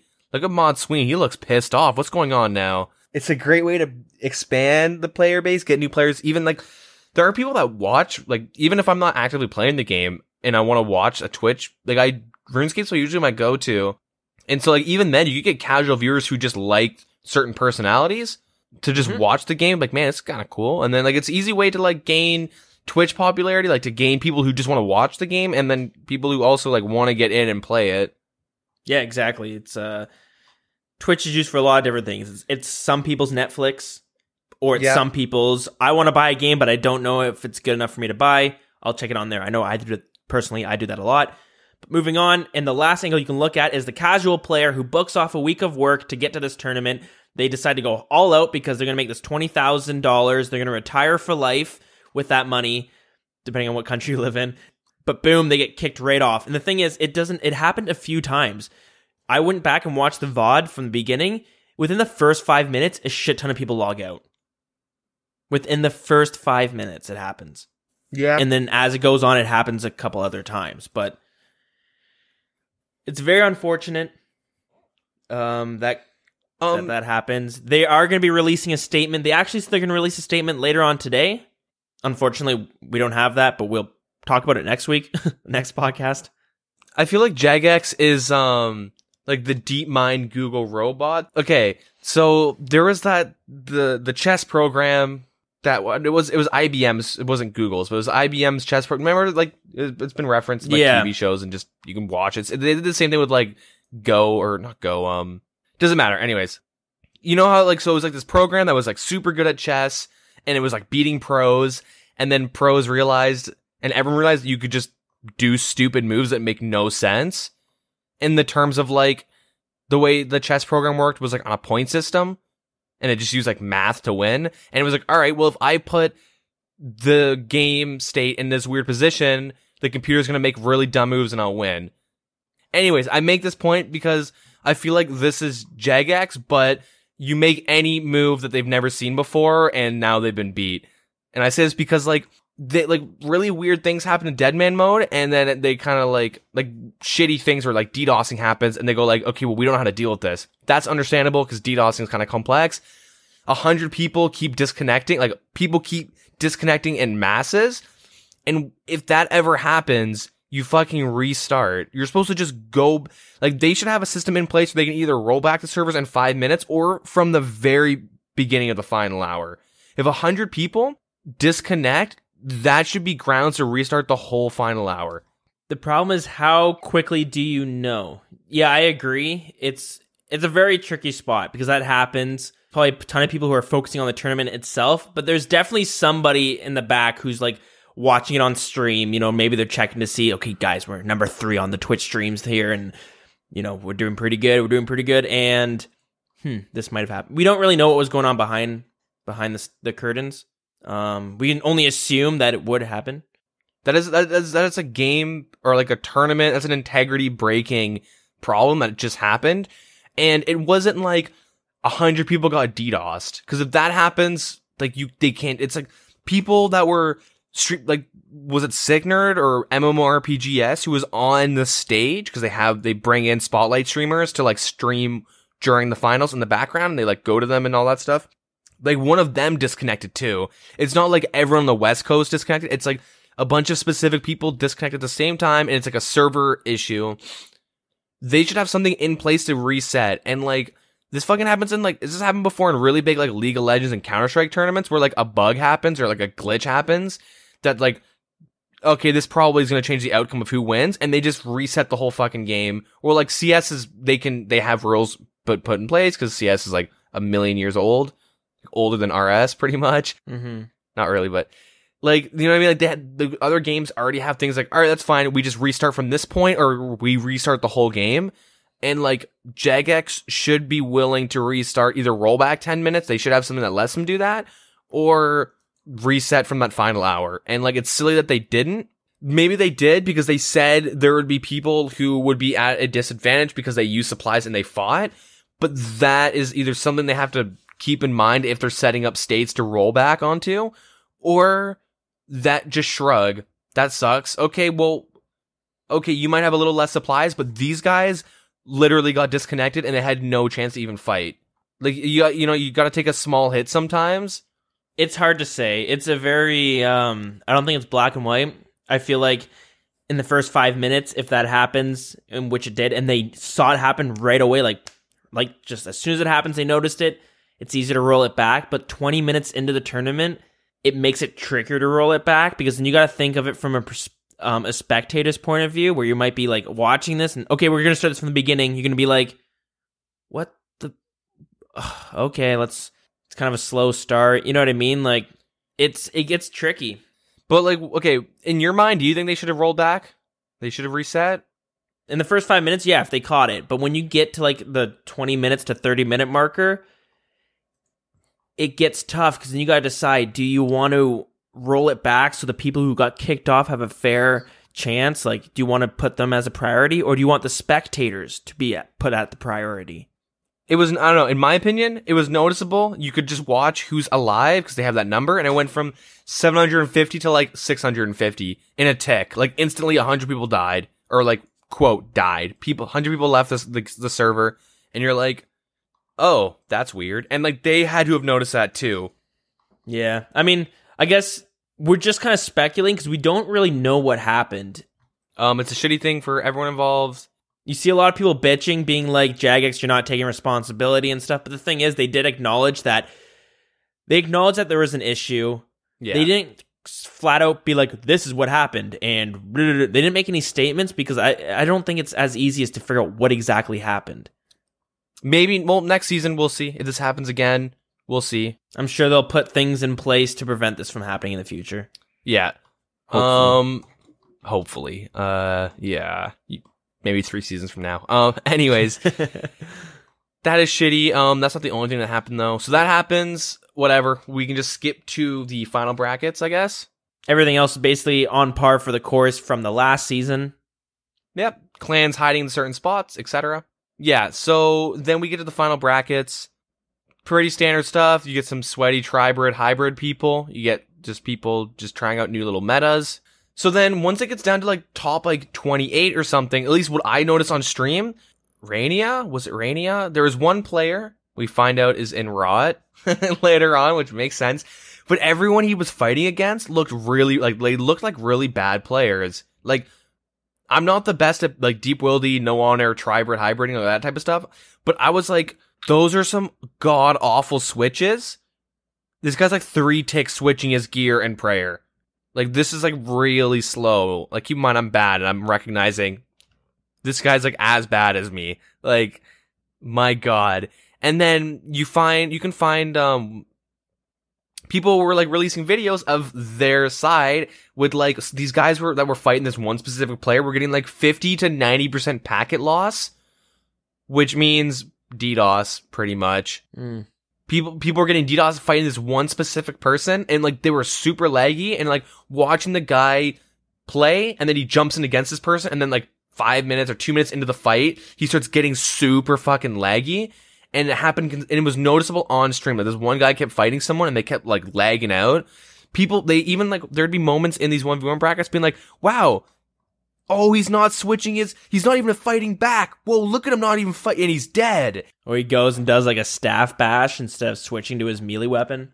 Yeah, he's just sitting there camping, like, crossbow for, like, way too long, and he has the wrong overhead, and he's like, he can't even switch his prayers fast enough. Look at those 8-tick switches. Wow, this guy is so bad. It's like, no, he's clearly getting DDoSed, and then the guy goes and, like, he beats him, he goes into the next, like, bracket, and it happened again, and it happened again and again, all the way up until, like, the quarterfinals. Yep. Where, like, this dude was, like, fucking DDoSing, like, everybody.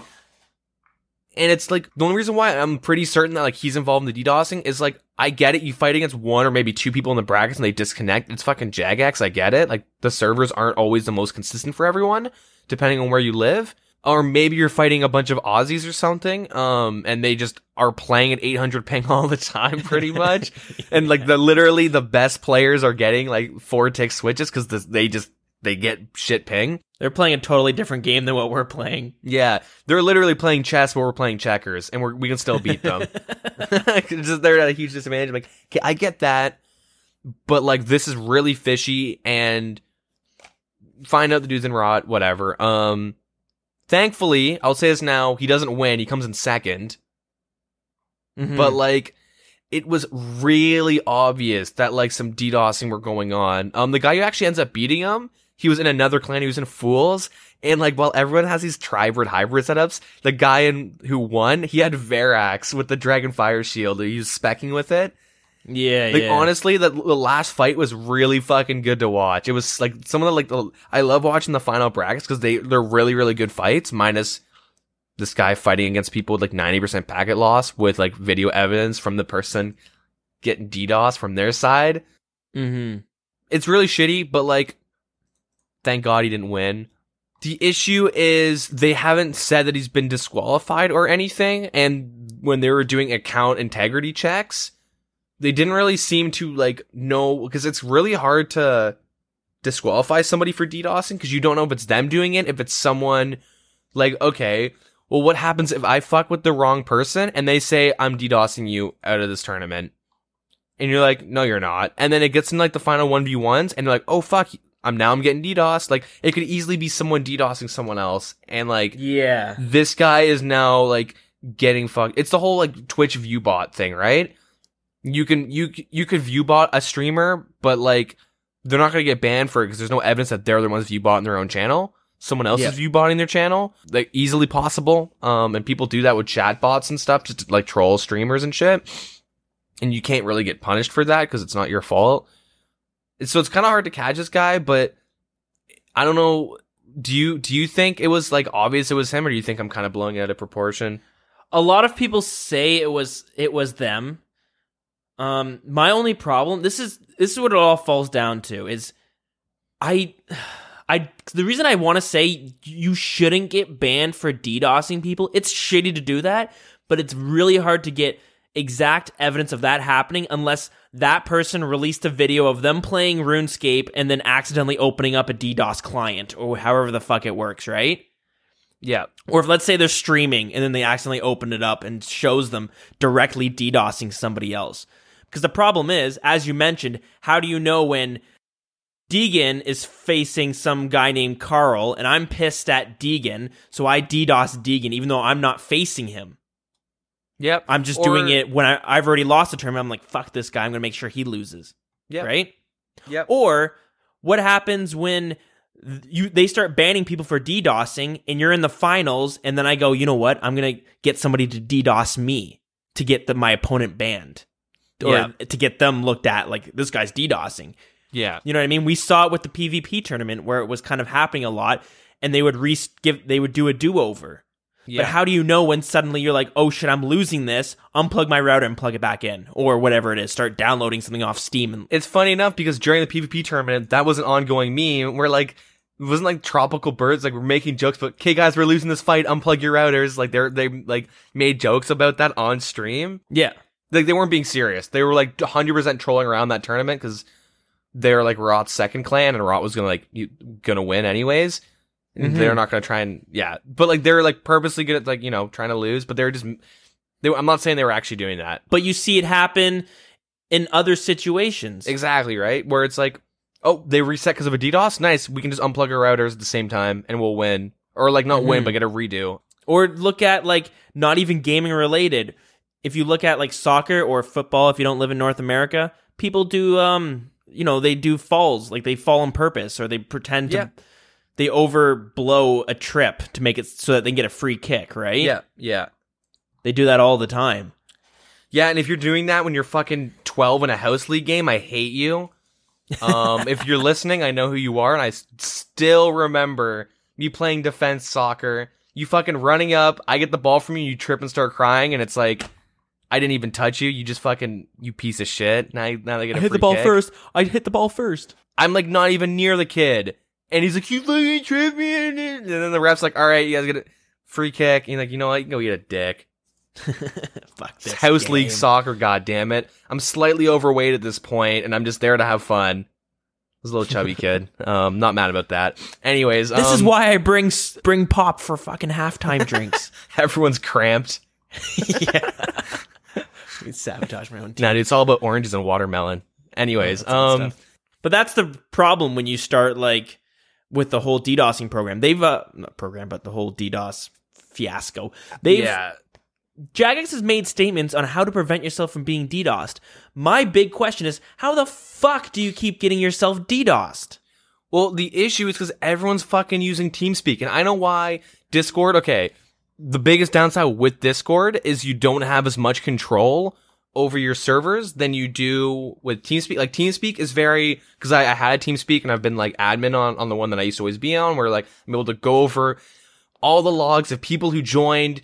You can even go as far as see, like, what messages people send to each other and shit. Like, you can fucking see, if you, like, own the server, you can fucking see everything that happens at a TeamSpeak server. So if you're, like, say, Rot, and you're, like, a clan leader of, like, 200 people, you gotta, like, who just fucking joined? Do I know this guy? Has he ever joined before? Like, you do have a lot of control to see over this. Discord is not as much. It's just someone joined the server from a link that you posted somewhere. You know what I mean? Yeah. Like, you do have control on Discord, but it's definitely not as much as TeamSpeak.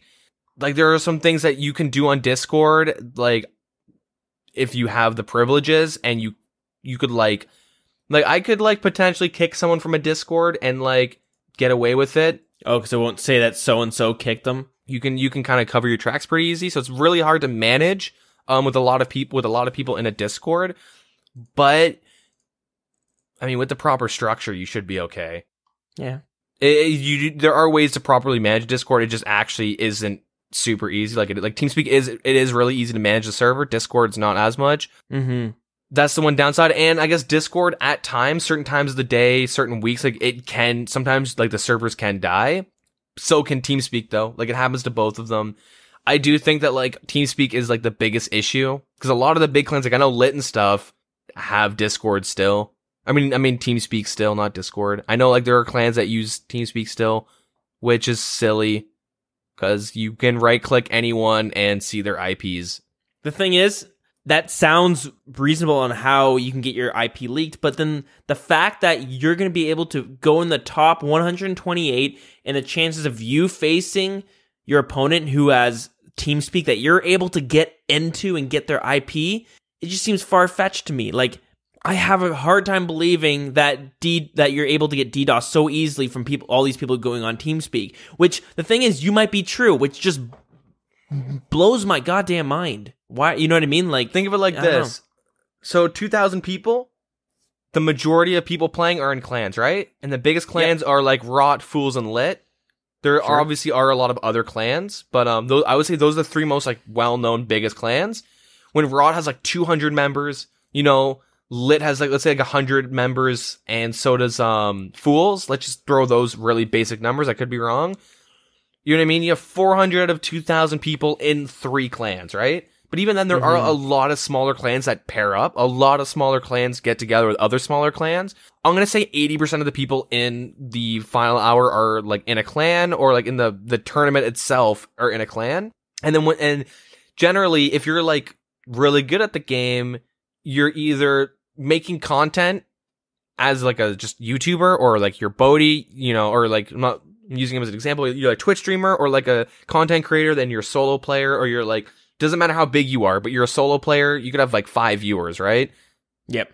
And you're like solo playing, but then a lot of people are in clans and they're really good. Like a lot of good players are in clans because that's how you get the most practice, right? Sure. Makes sense.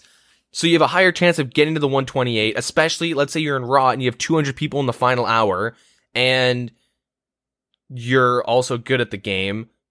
So you have a higher chance of getting into the 128, and people have like spies and stuff, right? You have someone in Raw that isn't actually like you have an alt in Raw. You know what I mean? That happens all the time. It's very common to happen on like both sides of the clan.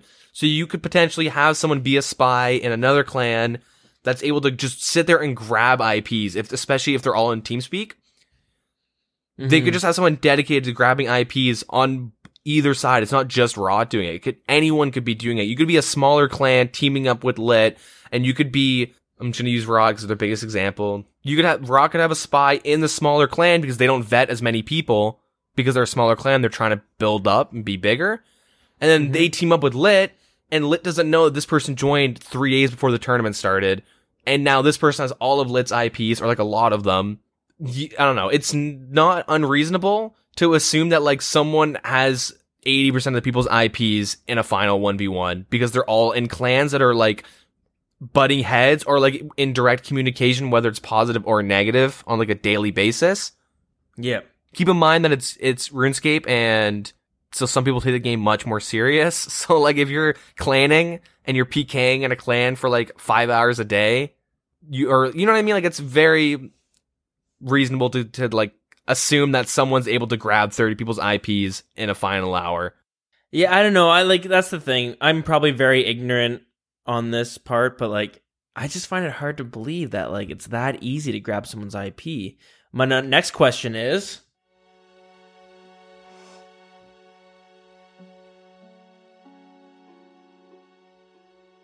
what client's leaking these fucking IP addresses? It's RuneLoader. It's RuneLoader. That's the thing. Like that is another thing. RuneLoader did threaten to leak IPs for money. Yeah, so that could easily be. I don't know. Imagine being like, "Yo, if we win, we'll cut you like $2,000." Really? Yeah. Yep. Just get us these people's IPs. See if they're on RuneLoader. Okay, they all logged in at some point. Just try those IPs. Hope they work. Hope they didn't reset. Yeah. Could be. I would be like, I don't know. I find it surprising that it's that easy. I don't know. I think, honestly, if people are just that bad with protecting their IP, then the problem falls on the player, not on the person DDoSing. It's bad for them. Yeah, no, it really does. I'm not trying to blame the victim here, but if it's like, if you're not taking any precautions with this shit, like, really, I don't know what else they could do with it unless they make the people who are allegedly DDoSing start streaming it to show that you know what I mean, exactly what's going on your side of the screen. Yep. So I don't know. It's shitty, but it's they shouldn't be banning people for DDoSing. Well, no, they shouldn't. They can't. I should just try to say they can't. They're like, it's way too much responsibility to say this guy's DDoSing. Let's ban him. And then what happens if it isn't? And then it starts falling where people are gonna, you know what I mean? Well, then we see it all the time on the subreddit. I got unrightfully banned. Where's JMod Smackdown? You know what I mean? Like, people always say that they got unrightfully banned for botting or account sharing or buying, selling accounts, real world trading, like all that stuff. And we always see those posts on the subreddit. It would now start happening with DDoSing. Yep. And there's like 1% of the times where the Jagex mods actually do mess up. You know what I mean? So it happens in both ways. What happens when somebody gets framed for DDoSing, yada, yada, yada. Yep. That being said, I felt the 1v1s were very entertaining to watch. I felt they were intense. When I heard that there was DDoSing going on, I had to go back and rewatch the fights where I did notice it. But when I sat there and watched it the first time through, I didn't immediately notice that some guy was getting fucked with. You know what I mean? So Yeah, I just noticed because like I was like, huh, wow, this guy made it into the tournament. He's pretty slow. Well, maybe I don't know. We'll see. And I was kind of like keeping my eye on like a couple fights, and then I'm like, oh, it happened again. And then I noticed it was the same person. I'm like, oh, this guy's fighting against two bad people. Well, that gives me hope. You know what I mean? Maybe I could be that guy fighting shitty people, or I'd be the shitty person. And then like eventually you're like, they just did a final review. Do you want to talk about this? no, They literally way. just posted a final review like 36 seconds ago. In real time. Hold on 1 second. Breaking news. Some old school RuneScape update. All right, this might be rough because it's my first time reading it. All right, perfect timing. Good thing I left their Twitter open. Anyway, so I'll just start this. So regarding the official statement regarding the final hour that they just released. So they say, during the permanent death stage in the Saturday Spring Finals, 160 players experienced a simultaneous log. The moment we learned of this, we began doing everything we could to determine whether it was a connectivity issue, whether it was an in-game bug, or whether it was something completely different. DDoSing. The investigation was taken very seriously and utilized experts across various disciplines. Game devs, platform engineers, system admins were all involved in ascertaining, just what was going on. Whilst we were investigating the cause of this issue, we were also assessing the viability of getting the affected players back into the finals. Such an undertaking had never been done before, and we weren't confident as to whether anything could be done. After some racking of the brains, we did learn that, in theory, it should be technically possible to reset the permanent death stage, where the fog would begin again, and players would be able to log back in. However, they had never tested it, and there was no guarantee that this would even be successful or be free of unintended consequences. Additionally, doing this wouldn't be a game reset, as such a thing isn't possible, and it needs engine work. And that old meme. And it wouldn't have meant that anybody who died would have still lost experience and items. Lastly, we were at the time still unaware of what caused the issue. Without this knowledge, we could not be sure that the logouts would occur again. All these factors led to the decision being made to continue with the tournament, and we're genuinely very sorry the affected players weren't able to participate in the finals. But with the information available to us at the time, we made what we believe to be the best decision. We have since identified the cause of the issue. It was a game bug unrelated to DeadMan, which looks like to have existed in-game for some time, but never manifested in this way. And it was responsible for logging out the affected players. We can categorically confirm that it was not the result of a DDoS attack. The bug that caused this issue has now been fixed. And whilst the exact repeat of this will never occur again, we don't know, we know it isn't any consolation to those who weren't able to compete because the factors were outside of control. Having a bug like this manifest especially at the worst moment possible cannot be discounted, and so going forward, we will ensure a contingency plan is produced, which will dictate any actions we take in the event of this disruption. The summer finals end June 30th, 2018, and by this date, there will be a contingency plan solidly in place, and we'll make sure we'll make sure it's player facing, so you know as well as we do in the event of service. Wait, what? We'll make sure it's player facing, so you know as well as we do in the event of service disruption, just what actions are possible and what course of action we'll take. So, for players affected, we'll be granting affected accounts automatic qualification for the next summer finals, and they'll be providing some accounts with enough membership to allow them to participate in the finals.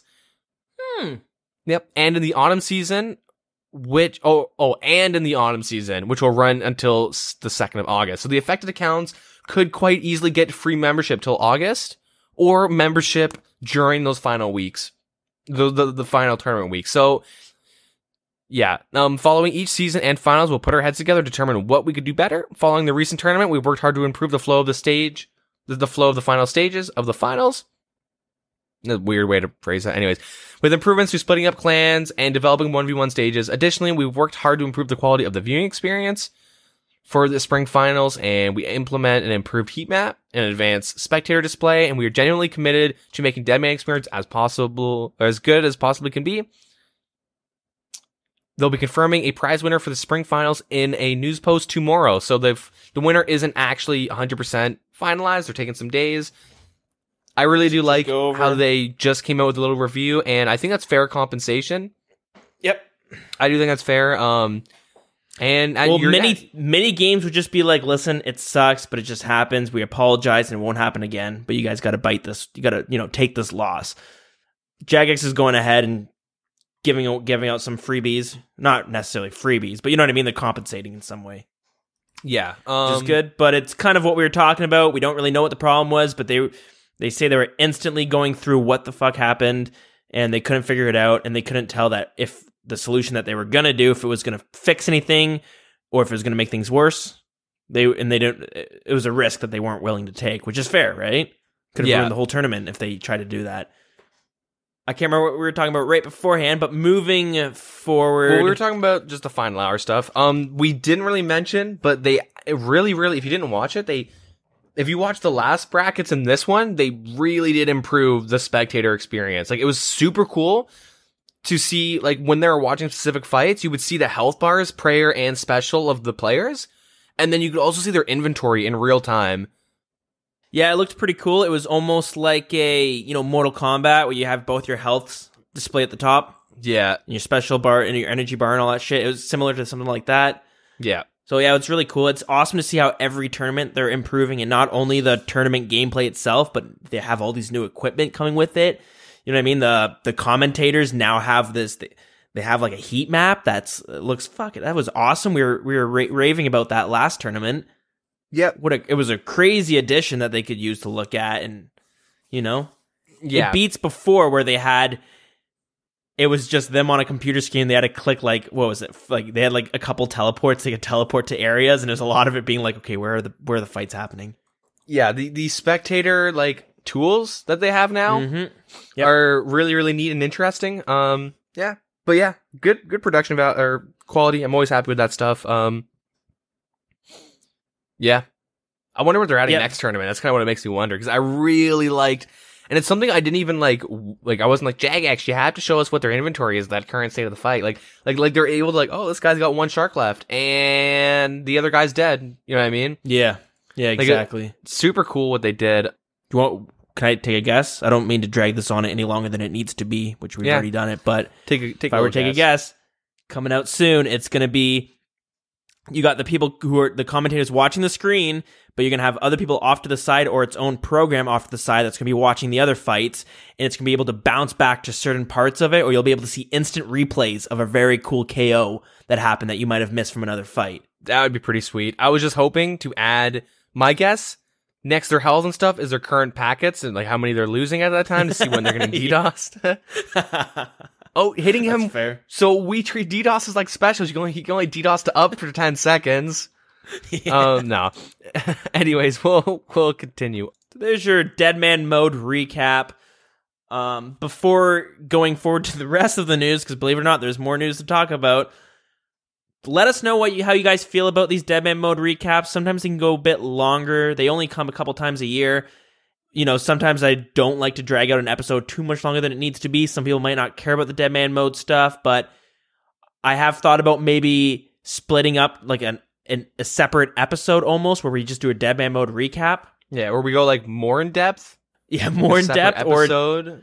Or just because we save this episode from being like 4 hours long because we spent 2 hours talking about the DeadMan Mode stuff, because there's all the changes, and then then all the other controversy in the tournament itself. So yeah, I would love to hear some feedback on what you guys think about these DeadMan Mode things. If you don't mind it, we'll keep it in with the regular episodes. If not, we might, maybe we'll split her up a little bit. But yeah, we'll have to see what the community wants, I guess. But let's move it on to what actually happened this week for the non-DeadMan Mode game. All right, so changes for DeadMan Mode next season. No, I'm kidding. Theater of Blood rewards, the tournament world feedback, and tweets. Kill. So they made some changes to the items, some buffs, some name changes. So Infernal Defender, it will now be called the Avernic Defender. It's kind of stupid, but whatever. Yeah, they want to increase the stats slightly so that its accuracy and defensive stats are +3 higher than originally proposed. Yeah, it seems to like what I was talking about previously, where people see the Infernal Defender and they instantly think of the Dazar Cave. Yeah. When really it's coming from the demon realm called Infernus. Yeah. Sorry, I like to feel like a lore junkie now that we've brought in these lore segments. I like to feel like I'm in the know. Yeah. I'm not at all, but yeah. Do you want to say the lore part here? They changed the lore? Oh, fuck, they did, didn't they? Yep. During the Second Age, Avernic weaponry was common against the forces of the Empty Lord. These weapons, crafted by the Avernic smiths in the liquid fires of Infernus, were some of the most powerful around. Today, Avernic weapons are incredibly rare. The secrets behind their creation have long since been lost. Lady Verzik's Avernic Defender is one of the few that to still remain and is a relic from her time in the service of the Empty Lord. Now, if we can argue about the lore for a minute there, Zeros, which is basically had the place of what the Zamorak god is currently at, but he was before the Zamorak god, right? Zamorak killed Lord Zeros. Okay. It says these weapons were crafted by smiths in the liquid fires of Infernus, the demon realm, yet they used it against the Empty Lord. Now, isn't he like the overseer of the demon realm? So how do they craft it in the fires if they're going to be also killing the same person who's like chilling down there? Mutiny, dude. Yeah, that's true. All right, cool. I don't know. There's a reason why I can go bank. I can go bank with the Tazar and then go kill his brother and then go bank his brother's loot. Yeah, that's true. Flawed. Anyway, so a little bit of buff to the Avernic Defender that we'll now be calling that. Originally, the Dragon Defender was a +2, and they've just added +3, so it's now like +5 on the stats. The strength bonus is still a +2, so don't be. They're not adding a +1; they're adding a +3, so it's a +5 total. Yeah. Okay, we'll move on. The Sanguinesti, the Gwen Stefani staff. Yep. They're changing it. They're opting in to reduce the cost to 3 blood runes per cast. Oh, didn't you call that? I think so, yeah. Yeah, but did. they're also increasing the chances of healing effect to occur 1 in 6. Now, I thought the 1 in 8 was more than enough. I thought it was pretty good. The Guthin set is a 1 in 4. Mm-hmm. Doesn't feel like it. It feels like a 1 in 4. It feels like 100% if I hit a 2, a 0% if I hit a 40. It's a 1 in 4 for the Guthin, so I guess making it a 1 in 8 was a little bit too high for them. So the staff doesn't degrade, it just takes 3 blood runes per cast, which I think is smart to make it a little bit cheaper. The 1 in 6 makes it so you don't even have to bring food to Kraken now. Like maybe beforehand you have to bring a couple to be safe. This seems like a 1 in 6 to heal half of what you hit. Is pretty good. We'll have to see though, I guess with all the testing and whatnot. Yeah, I guess that they found that was the most reasonable. So now we move on to the Grazi rapier. So they decide to increase the stat bonus to 94 and the melee strength to 89. So the tentacle whip that? is a 90 slash and an 86 strength bonus. Yeah, so it's going up by 3. How do you feel about that? Well, I don't know. If you're okay with whips crashing, I think it's fine. Here's my problem with it. If you're going to increase the stats, it's not a whole lot, but I feel like you should increase the requirement to a tier 78 instead of a tier 75, because it's still at 75 attack required to wield it. You know what I mean? If it's going to have 75 attack to wield it, it should be on par with the Abyssal Tentacle Whip. Yeah. Now, it's stronger than the whip. I mean, I'm of the opinion that it's okay to... We've talked about power creep, and how bad it is to do a power creep, but we never really talk about how you need to do power creep to keep people in the game, to keep things fresh and different, and you need to have a better item come out at some point. This game's 5 years old, and the whip might have came out year 1 or year 2 of it. Can't remember. So this isn't a huge upgrade, but I feel like we need to bring it up a tier then, because this is just straight stronger than the tentacle whip. Yeah. Not by much. The way I feel it, but yeah, it should be a 78. The way I feel about it is they're intending this weapon to stay like 40 minimum, like at its lowest point, like 40 mil. You know what I mean? Like I think they're really intending this to be a rare item, like not as rare as a twisted bow, but maybe like close-ish to it. You know what I mean? Yeah. Like maybe like ancestral robes or something. One of those types of a drops. I don't know. Like they want to make it like a pretty rare drop, so they want to keep the price really high. Or not the price, but like maybe the amount that are in the game really low.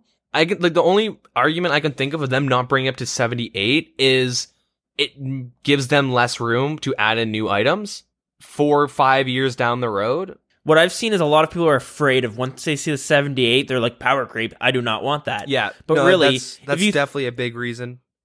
Yeah, but the thing is, like, if they do it in like baby steps, I truly think there's a lot of tiers you can work with. You get tier 78, and then you get tier 80, tier 82, tier 85, or let's say tier 83, tier 85. Tier 87, tier 90, and then you can go up by ones, tier 91, tier 92, tier 93. You know what I mean? Like, you have fuck ton of space. And at this rate, it'll be like 30 years before they get to tier 99. Well, I don't know if they'll ever get to that. Yeah, but at this rate, it's not. Yeah, the only thing I can think of is you compare the Brine Saber and the Rune Scimitar. They both require 40 attack. The Brine Saber has a +2 slash bonus. On above the Rune Scimitar, and it's got a +2 strength bonus on the Rune Scimitar. Same attack speed, everything like that. Just like 4 times the price. It's like 80 or 90k. Yeah. So they might be using some sort of a reasoning like that, where, I mean, there's a lot of Brine Sabers in the game, obviously, because like it's a lower tier weapon, but like because the price different, you know what I mean, for like such a minor bonus. I don't know. Yeah. They might be applying that same thing, but they also don't realize the rapier doesn't degrade. Yeah, that's the thing. Like, it's just outclassing the tentacle whip, where it really should be a 78 tier. I think it should be a tier 78. I do agree it should be a tier 78. Start making that Reddit post. That's the only thing we're going to make things change in this game. Yeah, I think the main thing is that if you have 75 attack and you're able to buy the Grazi Rapier, something's not right. I think that's what they're thinking. Yeah. Right? So at this point, I think they've kind of acknowledged that getting levels isn't the issue. It's getting the money to get the items, right? Yeah, I know, but it's good to have these classifications. You know what I mean? No, I do agree with you. I do think it should be a higher attack. I'm just trying to figure out why it's still 75. And I think you're right with the reason of like people kind of going, that is power creep. Oh no, it's now 78. Yeah. It's a terrible mindset for the game, I think. Like, it's good because you protect the game from having this power creep, but it's bad because then it's just like impossible to increase things. You know what I mean? There needs to be some sort of mid ground. Yeah, I don't know. This is okay. This is kind of we'll go over the items and I'll give you my opinions afterwards. But yeah, so that's the rapier. Same requirements as a whip, doesn't degrade. It's stab, so it's inherently better because slash bonus is higher on most monsters because the whip's a thing. Yep, although you do lose it on the poison from the tentacle whip, but anyways. Yeah, probably gonna be worth a lot. Anyway, so we'll go on to the next weapon, next armor, is the Judiciar, the Justicar, the whatever, Justisar, however you want to pronounce it. That armor, so we didn't even think about this, I don't think, which is amazing because we're usually 2 steps ahead of Jagex. We're gonna pick up our game. Shit. Did we talk about it being overpowered in PvP because they just said they said that they're looking into reducing its effectiveness in PvP by removing the damage reduction when fighting other players? I didn't even think about the set bonus being put into effect in a PvP situation. My only thing is I saw, I guess we just didn't talk about this, but I had seen videos of people being able to tank a lot of damage, but here's the thing. Magic will tear right through that armor, regardless. It just did. It would. Yeah. Like, so that's why I was like, I never really thought it was that big of a deal because most people have magic on them as well as range or melee. Yeah. So you could easily just melt the person wearing this armor with magic. That would be the counter to it. What I would assume, let's say you're that dude going for 200 mil hunting, right? And you're totally not botting because, you know, people definitely haven't hit max experience botting Hunter before. That's definitely not ever been a thing. Anyways, let's say you're doing black gens, right? And you have a Din's Bulwark and full black D'hide, but you have like the helmet, the Justisar, whatever. You have the helmet, the Bulwark, and then D'hide, and then like they throw a couple splashes on you or something, or maybe they hit you with range. Like you would be able to swap between the armor and D'hide. They pull out magic, swap to the D'hide. Oh, they're pulling out other things, swap to the armor, because they've never specified that there is no cooldown. So I'm assuming that's kind of what they're assuming, is that in like a hybrid fight or something, or a tribrid fight, or you're running away, you would be, because you can 4-item it, right? It's the 3 items plus the shield, the Din's Bulwark, the neck. You're not gonna bring a fucking Fury, because like the amount of bonus, you know what I mean? The bonus you get from that does not outweigh you risking that. But you can 4-item pretty easily with that setup. You don't care if you lose D'hide top and bottoms. Yep. So maybe that's where they kind of realize it could be an issue. I didn't even think about this, but good for them for looking into this. Mm-hmm. Anyways, we'll move on to the Vampyrium Bracers, or Van Bracers, sorry, the Vampyrium Van Braces. All right. They will now be a standalone drop. So all those people who have Ranger Gloves, good fight. Yep. I just want to mention Ranger Gloves are back at 3.5 mil. They were at 8 mil beforehand. They've just been crashing now. Good. Good stuff. The Scythe of Vitur, whatever. They reduce the attack rate to 6. So that's 6 ticks, not 6 seconds. So it's a 3-second cooldown in between each attack. And they increase the slash bonus to 110. I noticed it was very inaccurate when I was using it. I'm thinking, though, you might want to bring this to Bandos if you get one. I'd really like to see it going, because you're going to hit him 3 times. And with the added slash accuracy bonus, like, because when you go to Bandos, you want high slash attack. That's your main goal. Sure. The whip is 90. So this would be 110. Pretty big bonus. Like a plus 20 is pretty big. You can't equip the defender, though. So hold on. Let's look up the Dragon Defender. Okay, never mind. So with the whip and a Dragon Defender, you still have a higher slash bonus. Yeah, but you are factoring the hitting the 3 times, which is kind of cool. So yeah, well, it's something we'll have to test out, or maybe someone brings it. I don't know. Yeah, I wish I tested it out at Bandos. I never even thought about that. Fair enough. Fuck, I'm kind of pissed. Anyways, there are 2 variants: the uncharged and charged version. Right? So charging the Scythe, like we already talked about, 1/100th of a blood vial and 3 runes. So 100 charges is a vial of blood and 300 blood runes. Anyways, so that wasn't a change. Just wanted to reiterate that there is a item sync built into this item. All right. That is it for those items being reworked or improved. So I do want to say, so I'm really iffy on the Grazi being put in, but here's my issue. I'm conflicted with personal interest with this game, with this coming into the game. I was doing some calculations and I have doubled my bank this past month and a bit. Mm-hmm. Since around January till today, I've already doubled the value of my bank.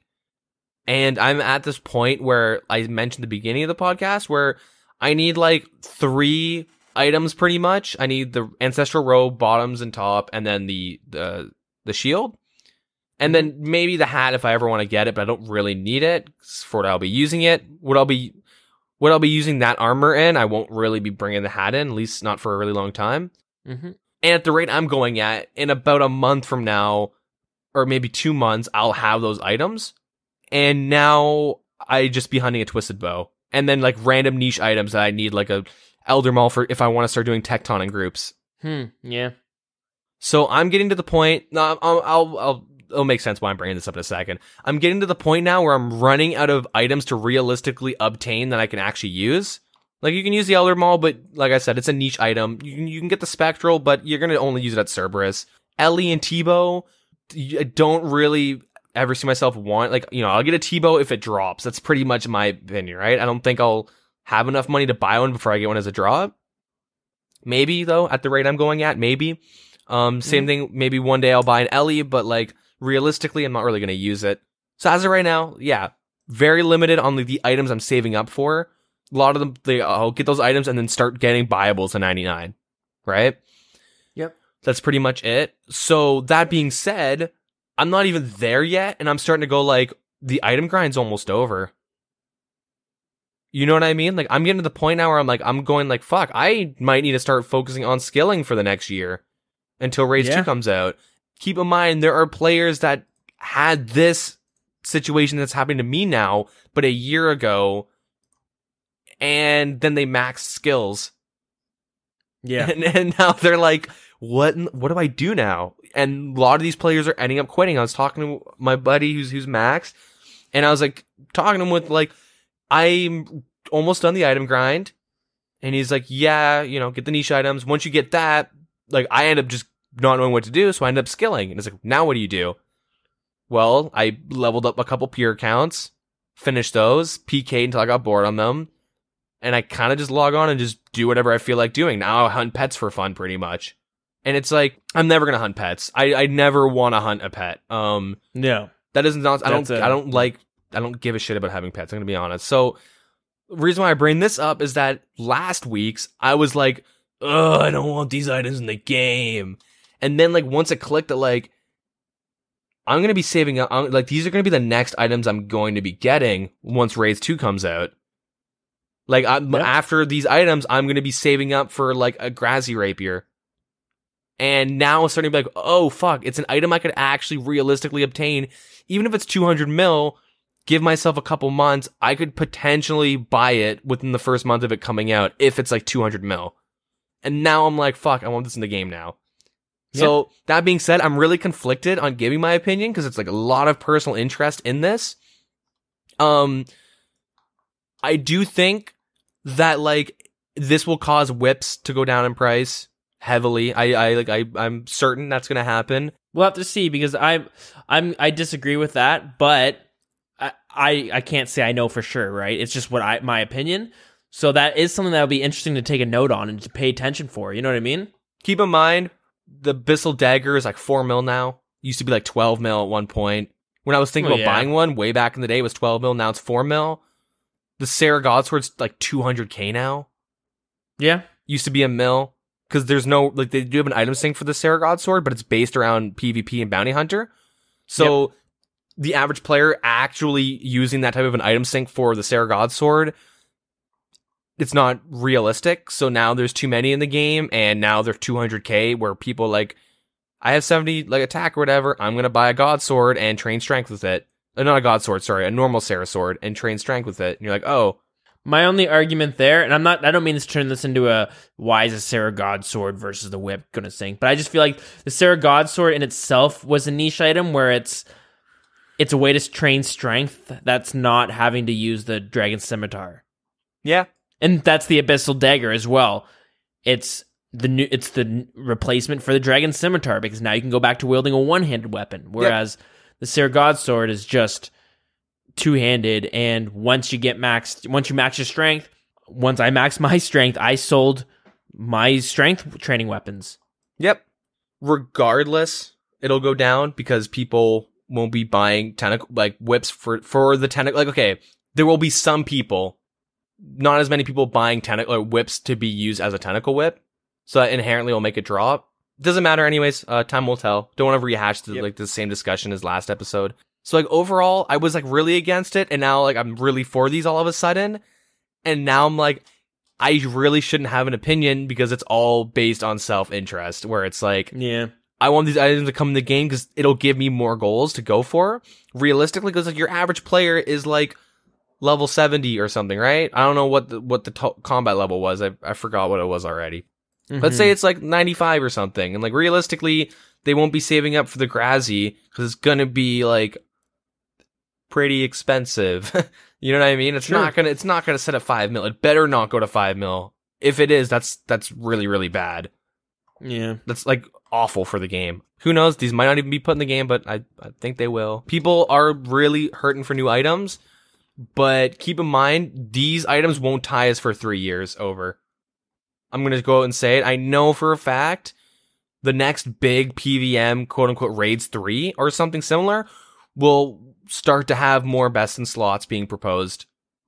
Yeah, because, well, we're going to need it. Everyone's, the player base is leveling up and shit, right? So that's it's normal for a game. You know what I mean? It's just look at any other MMO that's happened where they have to increase the strength of things. Yep. which makes lower tier bosses easier, which makes more money being put into the game, or like more items where the higher levels are making more money per hour.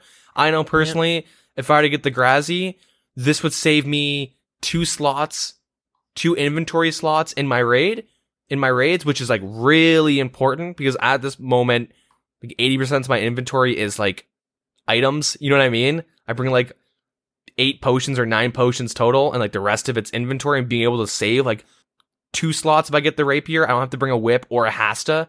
Vassal will now be a way easier boss. The boss is easy, but it'll be even way easier boss now. So that, you know what I mean? Like that affects the tier directly. Like these items directly affect the next tier under it. This new staff could easily replace a trident there, and you could like now you if you don't want to run the hand on Olm, you might not even need a suicide anymore, which would be huge. So like there are big implications with these items, and don't assume it'll last us for 3 years like the last, if these come in, as you know, took like 3 or 4 years if you want to count the whip. I wouldn't really count, or I guess raids 1 really. When did raids 1 come in? 2 years ago? A year ago? Not last January, but the January before that. So we should be basing it off that. Yeah. A year and a couple months. Yeah. A year and a bit. Okay, I didn't even think about the raids 1. Probably should have though. Yeah, I don't know. Raids 1, I just want to say this quickly.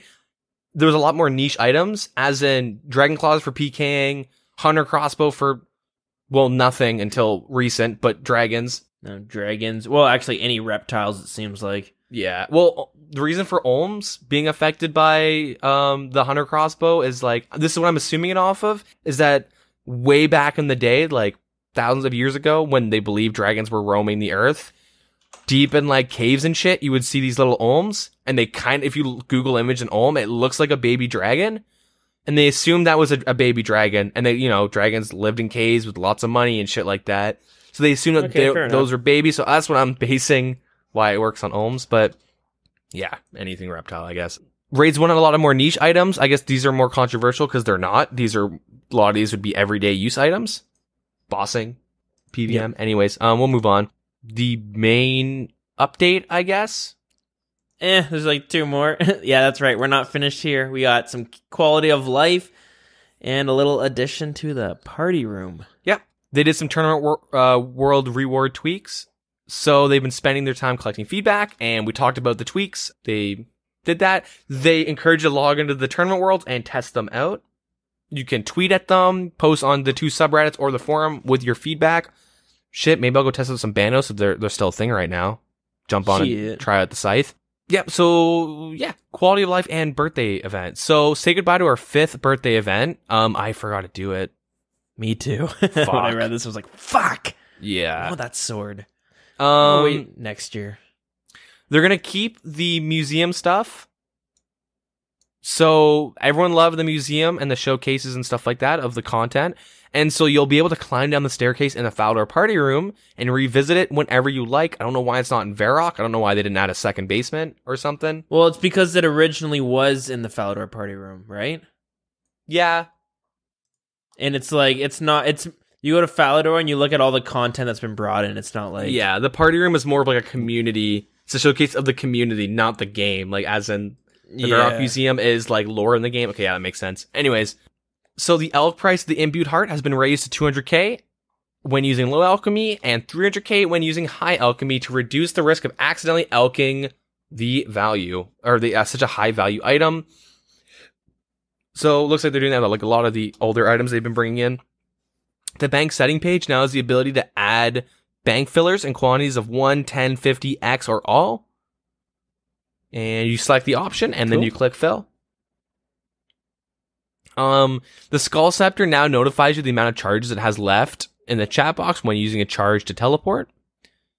And you can also check how many charges it has. The Cramja Gloves 4 now has an individual right click on each of its teleport locations. So you can go to the Gem or Duradel with the Gloves 4. Players may now purchase additional Grand Tree Pods from King Nar Node after completing Monkey Madness 2. Perfect. This one, ooh, I like this one because I've been training my Obby Mauler. Ooh. Players may now reclaim the Bearhead after killing Kendall, even if they have not completed the Mountain Daughter quest. Return to the cave where Kendall resides and search the middle of the room to get a new one. Nice.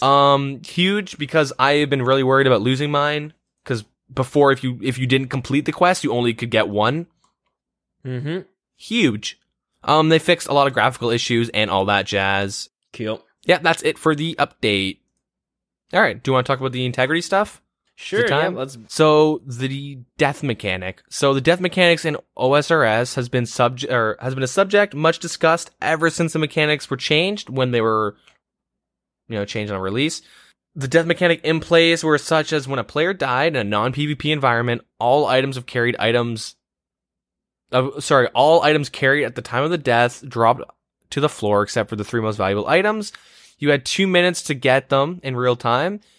And if you died, like, people would get them after 2 minutes pretty much, Yeah. So people would DDoS the games, and yeah, they ended up changing the timer from 2 to 60 ever since then, and they didn't really change it back. Makes sense why they changed it, because DDoSing was super bad. Like, on release, man, people meme about the servers, but do you remember, I remember not being able to play for a whole weekend. Yeah, I remember there were like times of it was pretty rough. Luckily, I was at like a low level, so like I wasn't too big into the game as I am now, where like if it's off for a week, I'm like, oh, I'm racking my fucking mind here. Yeah. But like I remember going like, all right, I am just gonna fish and do skills and stuff from here on out, because I could not play for an hour straight. Yeah. It was so bad at one point. Like now it's not too bad. We kind of take it for granted. There are 2 moments, or we have 2 stages in life, one with working servers, one without. Yeah, so following this first draft of the post, there were calls to revert the old school mechanics of death, or to introduce a new mechanic that would make it for a more challenging gameplay. So in response, they began tracking data to help advise decisions we make, and blah, blah, blah, blah, blah. There's a survey for death mechanics. Yeah, it seems like they're going to be changing it to something close to what RuneScape 3 has, but personally, not the same, but personally, I kind of like the way RuneScape 3 does it, where you die, you go to Death's Realm, you pay some fee, and you get your items back. I'll quickly run through the questions in the survey. It is, what are your general thoughts on the death mechanics in place in old school RuneScape? And then there's kind of like a 1 to 5, 1 being I am very unhappy with the current death mechanics, and 5 being I am very happy. Next question, how do you feel about the length of time you have to reclaim your items on death? 1 being there's not enough time, 5 being there's too much time. How do you feel about using reclamation on death as a potential gold sink? The costing and the presentation of the gold sink is open for discussion. Currently, Torfin acts in this manner when reclaiming items when dying to Vorkath, charging 100k GP. 1 being I'm opposed of a gold sink, and then 5 being I'm in support. How strongly do you believe that dying in non-PvP scenarios should carry the risk of losing items and wealth? 1 being I believe strongly there should be no risk. 5 I strongly believe that when you die there should be a risk. Next question, currently the countdown timer to regain your items ticks down in real time from the moment you die. This means that if you die due to disconnections, you'll have a certain amount of real time to reclaim your items regardless of whether you've managed to regain connection. How do you feel about a change to this timer which would make it so that it only counts down when you log in? 1 being I'm strongly opposed to this change, 5 being I'm strongly in favor for this change. So that's a big one right there. Currently, any items lost on death in some instances cannot be reclaimed. How do you feel about a change to this, which would make it so that items lost in an instance will appear outside the instance? A cost would be attached to reclaiming these items. This change would apply to all instances in which your items are lost on death. 1, I'm opposed. 5, I'm just going to stop saying those. You can get it. Next is, currently any items lost on death in non-PvP appear only on the world in which you die. How do you feel about a change to this which would make it so that items lost in non-PvP appear in any world? Pretty interesting too. And then at the end they give you kind of multiple choice where they give you a bunch of things you can click off, which is I like a fee to be low, I like a fee to be high, I don't want there to be a fee at all, duration of cooldowns to reclaim items is too short, it's too long, it's just about right. I like it that it only ticks down when I'm online. I don't like it when it ticks down when I'm online. I like that it handles foods and potions separately. I'd prefer food and potions to be treated like any other item. I prefer to keep the death mechanic as they are. I'd prefer to have something closer to old school release where items dropped on the ground for only 2 minutes before disappearing. So you can kind of see what the outcome may or may not be. There's a few different options there, so we'll have to see how it happens. But yeah, interesting. I don't think it should go back to the old school way. No, we'll just start getting DDoS and shit again, right? Okay, even if DDoSing wasn't an issue, I would still be against it. I mean, I agree. The reason I'm agreeing is because they've released a lot of bosses where they've been able to make them super difficult because people aren't worried about losing items as much, right? Yeah. Yep. Suddenly, you die and lose your items. Who the fuck's gonna go learn Cerberus? Yep. You're expected to die a bunch of times at those bosses, so yeah, that's the problem. Okay, so here's the main thing. Have you ever played Black Desert Online? Nope. Okay. So it's really there's a reason to this. Okay, really grindy MMO. Like RuneScape in a different way, as in RuneScape, you're grinding out levels and items and stuff. You do the same thing in that game, but you literally grind like the same group of mobs just over and over and over again for hours and hours and hours. And you do that to buy better items to grind them faster, right? Okay. Pretty similar to RuneScape because you do a bunch of Slayer and bossing and shit, skilling when you're AFKing. You get the better items to kill better things faster. Yep. Back when we were little and we played this game, like most of us like had a rune set, if maybe, right? Maybe some dragon pieces, but like no one had like, not no one, but like a lot of us that like listening and stuff, like I never thought about getting full bandos when I was a kid. Well, it came out at a time when I was like basically quitting. Oh, okay. For me, when I was a kid, I personally didn't their bossing wasn't accessible. It was more of just you stand around, talk, and it's more of a social game. It's not a social game anymore. There are social aspects, of course, but people don't go on to, like, I would log on to talk to my buddies. Like, literally, I would log on to, like, I have 20 minutes, I'm gonna go chat with my buddies. Hey, I'm not gonna be on this weekend, going out to a friend's house. Yeah, alright, man. Yeah. Blah, blah, blah, blah. They, like, tell me what happened that day, and I do the same, right?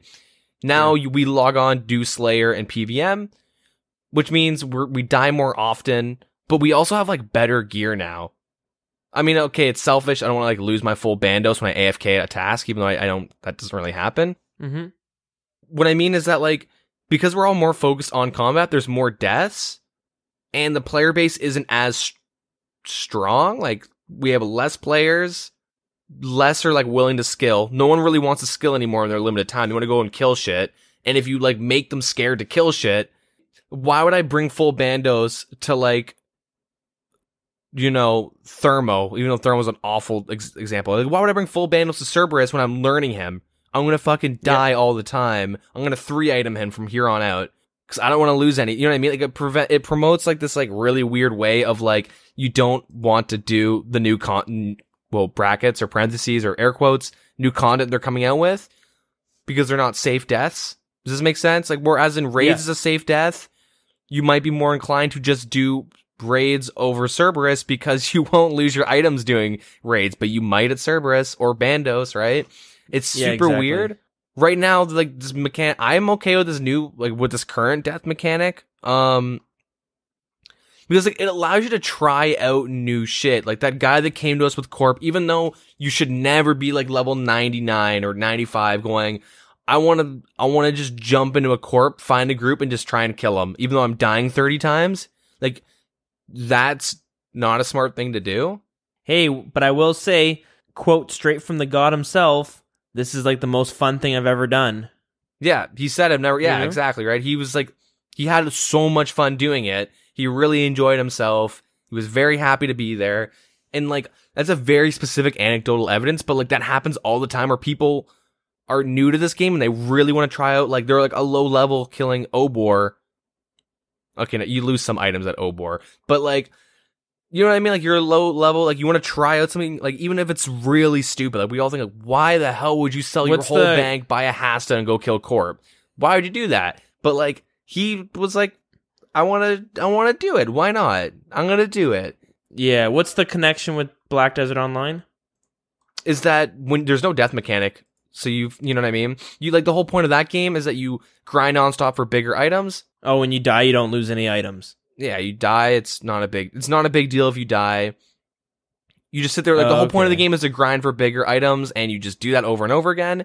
Same thing with RuneScape, but like if RuneScape, you die, you would get fucked over and lose everything. So it would prevent people from wanting to like actually buy items. You know what I mean? Like, why would I want to buy Bandos if I'm probably going to lose it at Cerberus? Yeah, that's fair. But yeah, like it's like, so it's kind of like, I think like I don't know. A lot of us are too old to get punished. You know, a lot of us are too old to get set back 40, 50, or maybe 100 hours, maybe even more, because they like their kid was like, "Daddy, look at this macaroni art." No, you bitch, I'm dead. Oh my god, you know what I mean? Like you don't want like a kid to get knocked out over their parent dying at Bandos. Very, very, very random example, but you know what I mean? Like. You want them to like, oh, nice, sweetie. Oh, shit, I died. Okay. You can go pick it up. Yeah. You don't want someone to get punished that is like more limited on time back, whatever. If they do like change it, I would still be iffy if it was like even if it's like elk value items, right? Like that's still iffy where like if you die and have to pay 5 mil to get your items back, sure, that's a big gold sink, but like what happens to that guy that like just shelled out like full dragon, right? Maybe it's a noob who like bought bonds and bought like a dragon plate body and they die and for some reason they don't protect it, or like maybe their legs, I don't know. Imagine dying and you can't buy your gear. You're like some like level 40, you're like some like level 50 who bought full rune and you died and lost a lot of pieces and you're like, I can't get my items back. No, maybe it's their fault for not having money set aside. I don't know. It's there should be some kind of fee you have to pay, and if you die again, maybe it gets canceled out. You know what I mean? Because I like the idea of the fee being like enough where you're like, fuck, I don't want to die. Like right now, if I were to die and it was like 10% of your alk value, I'm like, okay, I don't get. This is no different than before. I don't give a fuck about dying. It's like nothing. You know what I mean? But if it's something like the alk value, because even that, it's like isn't, you know what I mean? Like you die with full rune, you got to pay what, a couple $100K, which is like, yeah, it sucks. But suddenly you're going to be like, okay, maybe I don't want to die. Yeah. So the that's highest the idea elk, of it. I believe the highest item elk value is an Ellie, which is 1.2 mil. Yep. I mean, if you have an Ellie, you better have fucking 1.2 mil. Exactly. That's what I'm saying. So, but I do want to see like a like cash deficit. Like I want you to like have to pay money to get money back. But like maybe protect item will be an actual thing now. Maybe you'll actually use it as a PvP combat. Yeah, we'll have to see, won't we?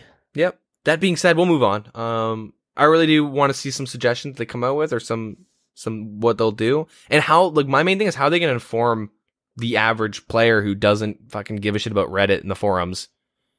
You can't who reads message of the day? Well, they have it as soon as you log in. They'll have something at the bottom being like new death mechanics. You know what I mean? They do that all the time. I don't know what it is right now, but yeah, hopefully it's like a big thing that's super. Like it would be. Imagine being like some kid who's like, oh, I have Earth Warrior task, and you bring like your full Zamorak rune, and it's some PK, or not PK, but okay, if a PK kills you, okay, let's fuck Earth Warriors. I don't know. You go do Fire Giants, and you die, and you run there, and your items aren't there, and you're like, what? All right, I'm done playing this game forever. You know what I mean? Yeah. Yeah, as long as you're informed. Anyways, we'll move on. The support team, they pretty much are saying that they're going to start. Well, pretty much they're going to start cracking down on like abusive behavior in terms of like harassment. Toxic players, look out. Yeah, so they said that the worst single account has generated 509 abuse reports, and they were doing 10% giving away what you show. Like the type of like item scams, right? Trade me 5 mil, you won't regret it. Like, anyways, there was a guy who had 63 million GP that was obtained from low-level accounts getting scammed. 54 accounts linked to one persistently scammy player. 50, yeah, so like one guy, scamming fucking everybody pretty much. Yep. I really wish they didn't show you how much GP was scammed, because now other people are going to want to do it. Anyways, yeah, so pretty much people are now, what they're saying is they're pretty much now getting fucked over after all this time. Anyways, changes to content. So, box traps. So when you hunt Chinchompas, it's readily available by all accounts as long as you have the hunter requirement. And they propose a change on November.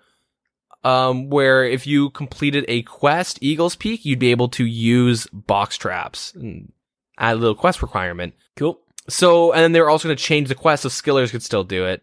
I think I've got a no, but they're implementing it anyways. A lot of these got voted no, Perfect. but they're putting them in anyways. Anti-dragon and fire shields. So with the proposed changes that we talked about a long time ago, but it'd be a quest point requirement and the start of Dragon Slayer to use it, to use the anti-fire and DFS. You can get 42 quest points and free to play, so that's fine. You could be a pure and still get wear the shield. But yeah, you need 32 quest points, and you don't have to finish the quest. You just have to get to a certain point before you can actually wear it. Mm-hmm. Or sorry, are these suggestions again, or are they actually implementing them? These are going to happen. Yeah, so it won't affect purists, just bots. Skillers, maybe if you're members. Anyways, the rune shop, a lot of bots buy the runes there. So they considered adding the completion of the major and a mini quest. A lot of the Iron Man, the big portion of the Iron Man community was against this because they need to use this shop early game. So they want to add the proposal of, or so they proposed adding the Hand in the Sand quest to purchase the runes. It makes sense. It's involved with the quest, the Magic Guild. Yeah. Zaf staffs, they want it to be linked with what lies below the quest. So you can buy a battle staff from Zaf, and then you can also get the ones that you know, from the reward of the diary. So the one that you can just buy there has been bought it, like bots just buy it all the time. They want to add a quest requirement to it. Other staffs would still be accessible. Cool. The Wines of Zamorak. So currently they only attack the player if they attempt to pick it up, but they want to have monks attack them when it's telegrabbed and make it more dangerous for boss to do it. And they'd like to add a second floor to the temple though, which would have the current mechanics on the wine. So the ground floor would have it so you'd always get attacked. The top floor would have it where you need 500 total level to be able to do it. And you could telegrab safely. Cool. And you need to be able to wear full, or you need to be wearing a set of Zamorak robes. The Major Arena training, a lot of bots there, so they pitched the idea of a magic level requirement to do the Dragonstones. And they've scrapped adding this requirement because they felt like it didn't address the complaints. And they want to make the public instance with a maximum capacity, meaning you wouldn't meet more than 5 players inside. Number isn't set in stone. It can be adjusted. And then pickpocketing NPCs. They want to change it so instead of just getting coins, you get a coin bag or a purse, and you'd have to open them up. So it would fill up your inventory. The whole point is that if you have a full inventory, you don't get experience from thieving. Mm-hmm. A lot of people have been auto-clicking, especially Arty Knights. It's super fucking obvious how many auto-clickers there are. And I've been doing a lot of thieving since this update came out when they're going to be implementing these. Like, these aren't in right now, but they will be implementing them at some point. Yep. A lot of people have been auto-clicking thieves, and it's really, really ridiculous. So my experience is that it is kind of necessary. This change alone, adding a coin purse that would fill up your inventory, and you have to right-click and you can open all or something, open them all. It stops auto-clicking. More people would be using bots, and it's easier to get caught botting than auto-clicking. So that does help. It really hurts Ultimate Iron Man, and it really hurts people who are using wines. Yeah. Like a cheap food source, it really would affect them. But I don't feel like it's that big of a change, or it sucks, but it's well needed.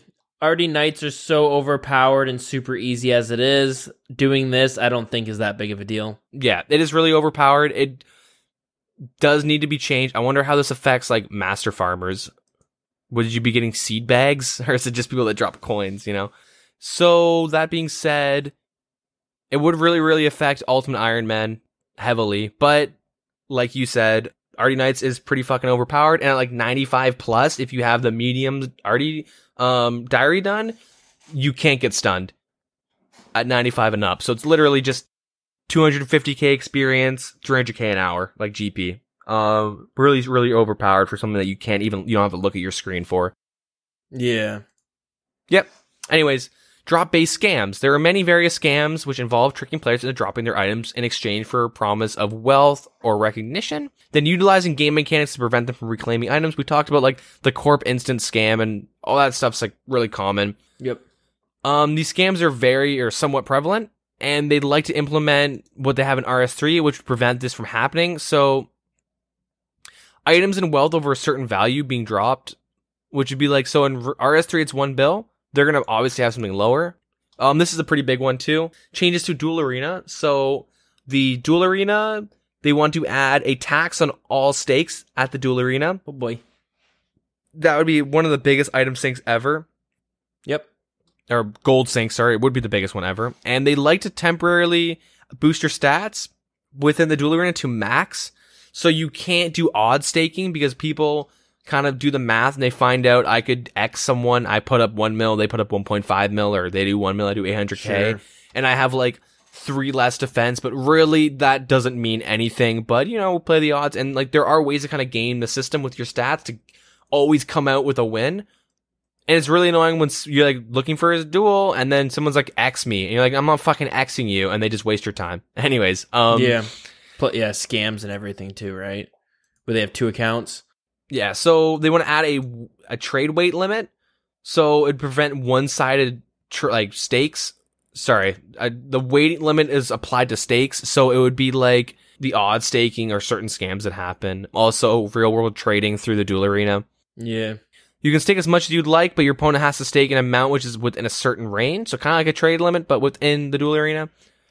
And they'd like to apply a prevention from players emptying weapons within the arena. So it would be like restricting 2 hands, but you know, okay. So there's a scam that you'll always see at the Duel Arena, and this is kind of like to directly prevent this, where it's Maple Bow stake. You know, you stake 1 mil, I stake 800K, and it's like a level 30, right?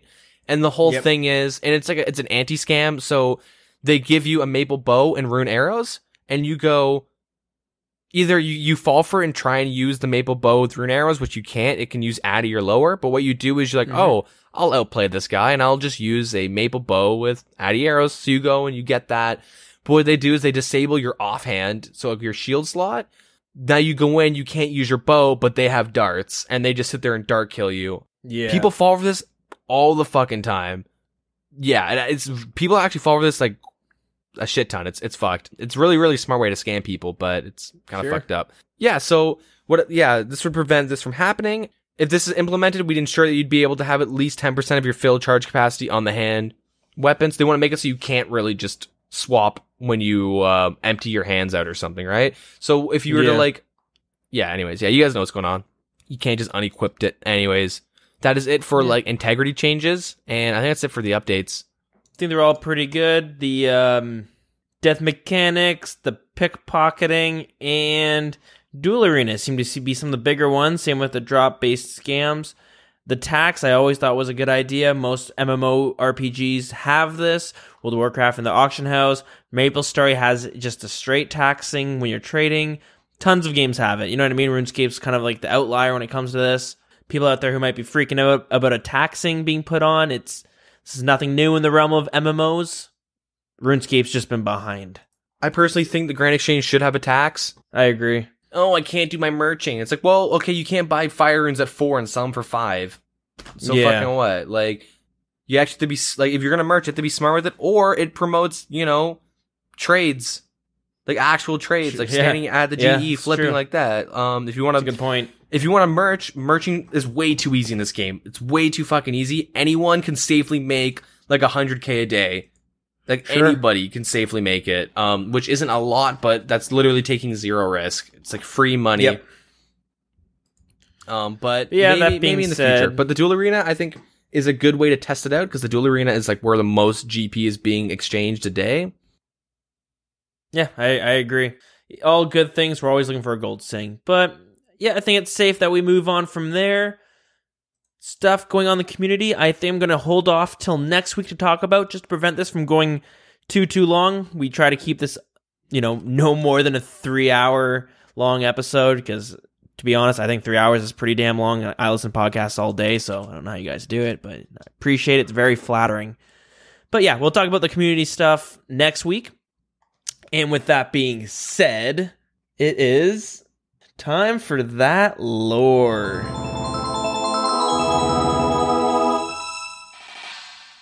And this week for lore, continuing on with the subject of the different races in RuneScape, we're going to talk about the vampire race, sometimes referred to as Vyres, to keep it in theme with the new raid coming around the corner. Vampires are a type of humanoid race that dominates the lands of Mauritania since the end of the God Wars, but are effectively trapped in that region due to the River Salve, a river in the Salverea region, which was blessed by Saradomin. With the river dividing the vampire region from the mainlands of Runescape, this has caused a few other Vyres to remain on Gielinor. Vampires appear to have at least 4 different forms. Human form, humanoid form, which basically looks like the regular human form, just with fangs, yellow eyes, and a sickly color. Vapor form, and vampire form. I mentioned vampires, for the most part, reside only in Mauritania. The ancient name for Mauritania is Halo Vale. Before the Third Age, the God Wars, it was ruled by a powerful Saradomist society. After the fall of Hollow Vale, it became known as Mauritania, and is when we saw the birth of the vampires. Mauritania is ruled by the Draken family, who set up an elaborate teeth system all across the region so that towns and villages aren't dried up of blood so quickly.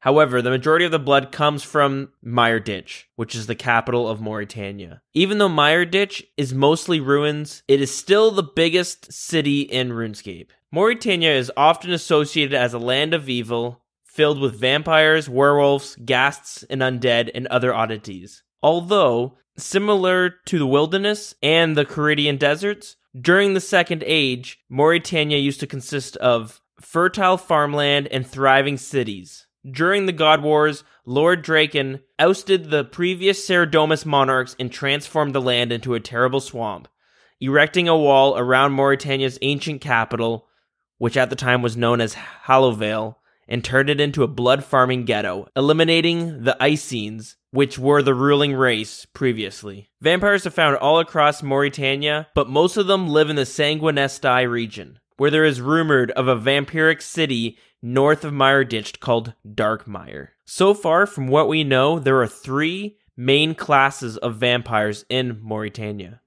The first, vampire juveniles. They are the weakest of the vampires and are thought to be bipedal experiments performed on humans in the Mireditch laboratories. Next, we have vampire juvenates. Vampire juvenates are more mature vampires that are stronger than juvenile vampires. Juvenates are usually used as servants to nobility and often employed with menial work, such as ambushing travelers, collecting teeths from outlying villages, and guarding the Dealt mines, much to their annoyance. And lastly, we have the Virewatch. Virewatch are fully grown vampires. They are shown to be a brigade of elite vampires that are armed with spears made of unknown metal, possibly Dealt, and have the ability to fly and are currently immune to all known weapons, poisons, and magic. They can also perfectly disguise themselves as humans whenever they wish. Along with juvenates, they are also employed with teething, but are in charge of most of it. Sanguinesti Virewatch monitor their teething schedule on a strict regiment by only teething one of the 6 different sectors each week. In addition to managing the teeth system, the Virewatch are also mentioned to be used as a brutal patrol force in Mauritania. And that's all we have this week for lore. I'm sure once the new raids come out, we'll hear a little bit more about them. So there you go. There's some of that lore for you guys. Anyways, I think it's time where we kind of bring this one on home. We'll quickly list the ways you guys can get in contact with us and what's going on with in our community. As we've mentioned, a friend of the show, Bhooley, is having a giveaway where he made a miniature Dwarf Cannon in real life, obviously. And it doesn't actually shoot cannons that I'm aware of, but that'd be pretty neat, wouldn't it? I don't know if you'd be able to ship that one, but yeah, it looks really great. He's got a dragon pickaxe he added to it, some grass. It looks fucking crazy. So if you guys are interested in winning that, I believe right now there's rumors of it being a kind of a snowball event where there'll be a couple of us out there holding a specific item. You use wind strikes on us and try to kill us, where we just kind of stand there and absorb the hits. One of us will have the item. Whoever gets that item gets to win it. So That is subject to change, but that's kind of the rumors right now, word on the street. That will be happening at the end of March or the beginning of April, but again, that is also subject to change. We'll let you know as time goes on what the details are. And also follow us on Twitter, as well as go into our Discord server where we will be posting in the events channel about everything that goes on with stuff like that. So, yep. You might be wondering, what is our Twitter so you guys can follow us? Our Twitter is @thewildernessrs. Our Facebook is facebook.com/thewildernesspodcast. Our email is thewildernesspodcast@gmail.com, all one word. Our in-game clan chat is wildcc. And if you're a RuneScape 3 player, because I know we have some people who play RuneScape 3, it is actually classified as a friends chat on that, which I found out this weekend. So, interesting. It makes sense if you ask me. And yeah, we have a Discord. Definitely come join us there. We have a link on Facebook and Twitter, but we can also send you a link if you're having trouble finding that.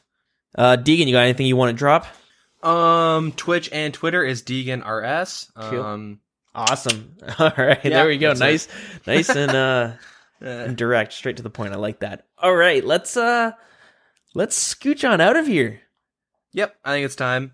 I think it's time as well, but please let us know about the DeadMan Mode section, because they do tend to make these episodes a little bit longer. I know they come around once in a while, but, you know, there could be someone listening who just really doesn't care about the DeadMan Mode stuff, and please tell us, and we'll decide if we should make these kind of a two-parter episode, or if we should keep it kind of how we're doing it now, which, you know, kind of push the 3-hour mark, sometimes going over. Yeah, all right. So that's it this week, guys. Thanks so much for listening. Tune in next week, as always, for the next episode. Yeah, have a good one. All right, later, Gators.